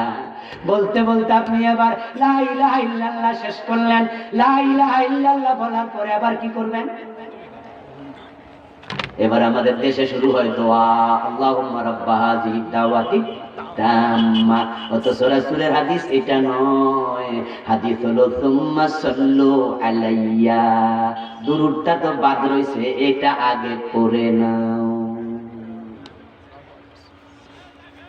তুমি এবার দুরূদ পড়ো আমার উপরে, দুরূদ পড়ার পরে এবার তুমি বলো আল্লাহুম্মা রাব্বা হাযিহি দাওয়াতি তাম্মা। এই দোয়াটা পড়তে গিয়েও পাবলিক লাগাইতেছে ফেস। অনেকেরই দেখা যায় দোয়ার সময় হাত তোলে, এমন কিছু লোক আছে না নাই? আপনি কোন মজা পাইছি, হাত তুলে দোয়া করলে মজা লাগে। কিন্তু আমি আপনাকে বলতে চাই দোস্ত, সুন্নাহর বাহিরে যাইয়া মজা পাওয়া যাবে না। রাসূলুল্লাহ দোয়া পড়েছেন, সাহাবারা পড়েছেন, হাত তোলেন নাই। হাত তোলার কোনো দলিল নাই। হাত তিনি কখনো কখনো তুলেছেন, রাসূল যেখানে তুলেছেন আপনিও সেখানে তুলবেন, রাসূল যেখানে তোলেন নাই আপনিও তুলবেন না। এটাই ইসলাম। আচ্ছা, মসজিদে ঢুকতে দোয়া আছে না নাই? হাত তুলছেন কয়দিন? মসজিদ থেকে বের হওয়ার সময় দোয়া আছে না নাই? হাত তুলছেন নি? খাওয়ার সময় দোয়া নাই? খাইতে বই হাত তুলছেন? আল্লাহুম্মা বারিক লানা ফীমা রাযাকতানা ওয়া কিনা, বুঝছেন? টয়লেটে ঢুকতে তো আসে নাই, বাহির হইতে আসেনি? যদি বাহির হইতো হাত তোলা লাগতো রে ভাই, তাহলে বাম হাতের ময়লা গালে লাগতো। রাসূলুল্লাহ দোয়া করেছেন, দোয়া দুয়াল মাসুরা, যেগুলো দোয়ায় মাসুরা রাসূল अवेलेबल করতেন। গাড়িতে উঠতে দোয়া করেন না? হাত তোলা দিছেন না? তাহলে বোঝা যায় সব দোয়া রাসূল হাত তুলতেন না। তিনি যেখানে তোলেন নাই আমরাও সেখানে তুলব না, তিনি যেখানে ছাড়েন নাই আমরাও সেখানে ছাড়ব না। তিনি যা বলেছেন, যা করেছেন সেটার নাম ইসলাম। বাড়ানো যাবে না, কমানো যাবে না। এই নামাজ নিয়ে চলছে আজকে ঝগড়া, এমন ঝগড়া শুরু। নামাজের মতো ফতুয়া বাংলাদেশে এখন আর নাই। সবচেয়ে ডলা ফতুয়া চলছে। কি ফতুয়া? জোরে আমিন কইলে মসজিদে বাইর করে দিবা। এরা কয় জোরে আমিন কইতে দিতা না, যাও মসজিদে আলাদা করলাম। আহলে হাদিস আছে না নাই? নামাজ ঐক্যের শিক্ষা দেয়। এক হও, এক হও, এক হও। ইমামের পিছনে দাঁড়াও, সোজা হয়ে দাঁড়াও, পায়ে পা লাগায়া দাঁড়াও। ইমাম বলবে সামি আল্লাহু লিমান হামিদা। এমপি হওয়ার মন্ত্রী হও, মাথা তুলতেই হবে। ইমামকে আনুগত্য করো, এক হয়ে যাও, পাশে পাশে দাঁড়িয়ে যাও। আমির, ওমরা, রাজা, প্রজা ভেদাভেদ থাকবে না। ঐক্যের শিক্ষা নাও নামাজ থেকে। অথচ সেই নামাজ নিয়া এমন ফতুয়া চলছে, মসজিদও আলাদা হয়ে গেছে। না মুসলমান, এটা হতে পারে না। তোমরা যত বিভক্ত হইবা তত তোমরা মাই খাইবা। তোমরা যদি এক হতে পারো, পৃথিবীতে মুসলমানকে মারা দূরের কথা, আমাদের দিকে আঙ্গুল তোলার সাহস কোন জালেম করবে না। আমরা 250 কোটি, পৃথিবী আমাদের হাতে থাকার কথা ছিল, এক সময় ছিল। তাকে দেখো বিশ্ব মানচিত্রের দিকে, কাবা পৃথিবীর মাঝখানে। কাবার চারপাশে রাষ্ট্রগুলো অধিকাংশ মুসলমান দেশ। খনিজ পদার্থের 65% আল্লাহ আপনি দিয়েছে মিডিল ইস্টের রাষ্ট্রগুলোর হাতে। স্বর্ণের খনি, তামার খনি, রূপার খনি, গ্যাসের খনি, তেলের খনি, ঠিক কিনা? তোমাদেরকে পৃথিবীর মাঝখানে দিছে ভাই, মাঝখানে। পৃথিবী তোমরা চালাইবা। আমেরিকা পৃথিবীর এক কোণায়, কত দূরে রে ভাই। রিয়াদ থেকে বিমানে উঠছি, 13 ঘন্টা ফ্লাইটে ছিলাম। তারপরে জন এফ কেনেডি বিমানবন্দরে নিউ ইয়র্কে নামছি, 13টা ঘন্টা। বাবা রে বাবা, শেষই। পৃথিবীর এক কোণায় আটলান্টিকের ওপারে। ওরা ওখান থেকে আইসা ইরাকে বোমাটা মারে কেমনে? যদি মুসলমানরা কালকে এক হয়ে ঘোষণা করে আমেরিকা থেমে যাও, যদি মুসলমান মারো সম্রাট তেল দেব না, 6 মাস আমরা তেল বন্ধ রাখবো, আমেরিকার বিমান আকাশে উড়বে না।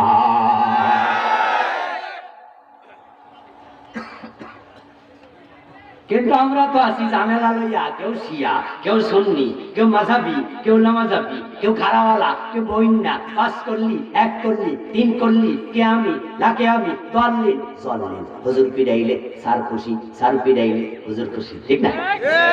পীরের মুরিদ পিড়াইছে, আমি খুশি।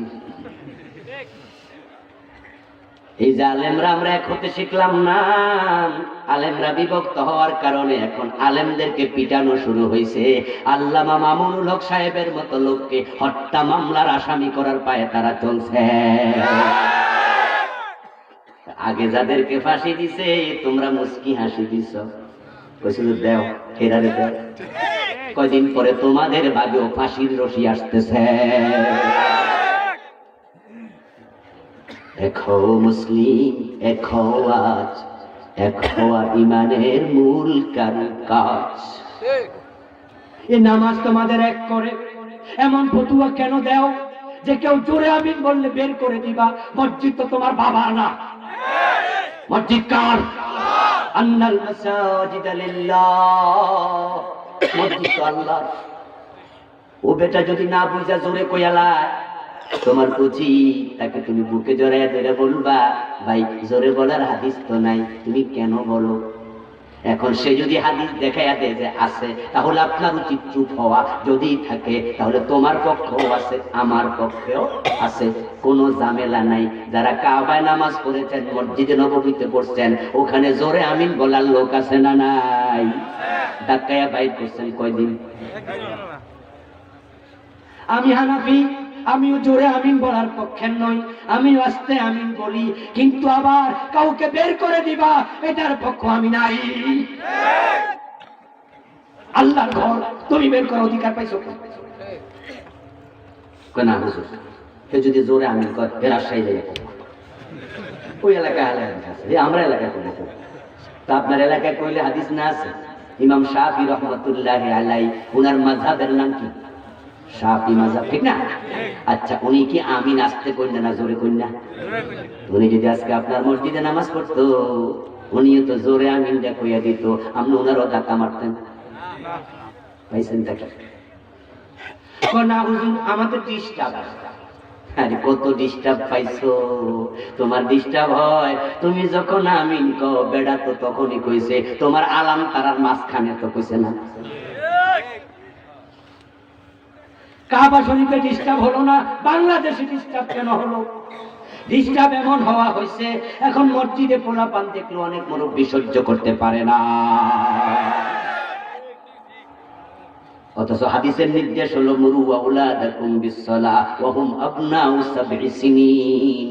7 বছর বয়স হলে মসজিদে নেও, প্রশিক্ষণ দাও, নামাজ শিখাও, ঠিক কি না?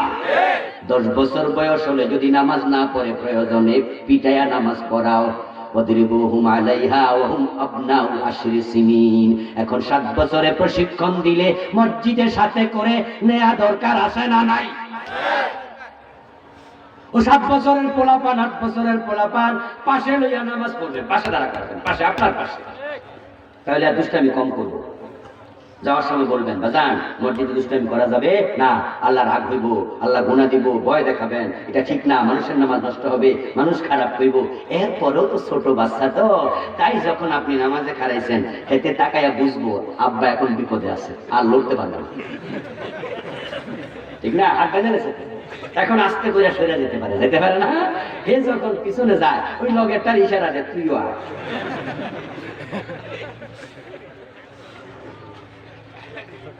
কিছু পোলার খুব দুষ্ট, এখন পিছনে যাইয়া কিলাকিলি মারামারি হাসি তামাশা করছে, করে ফেলেন অনেক সময়। এখন তো বাবা রে বাবা, মসজিদের সভাপতি ফুলতাছে নামাজের ভিতরে,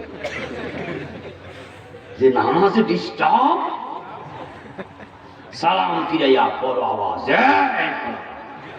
কার ছিল লাভ দিয়ে যাইয়া ধরছে তোর বাড়ি কইরে।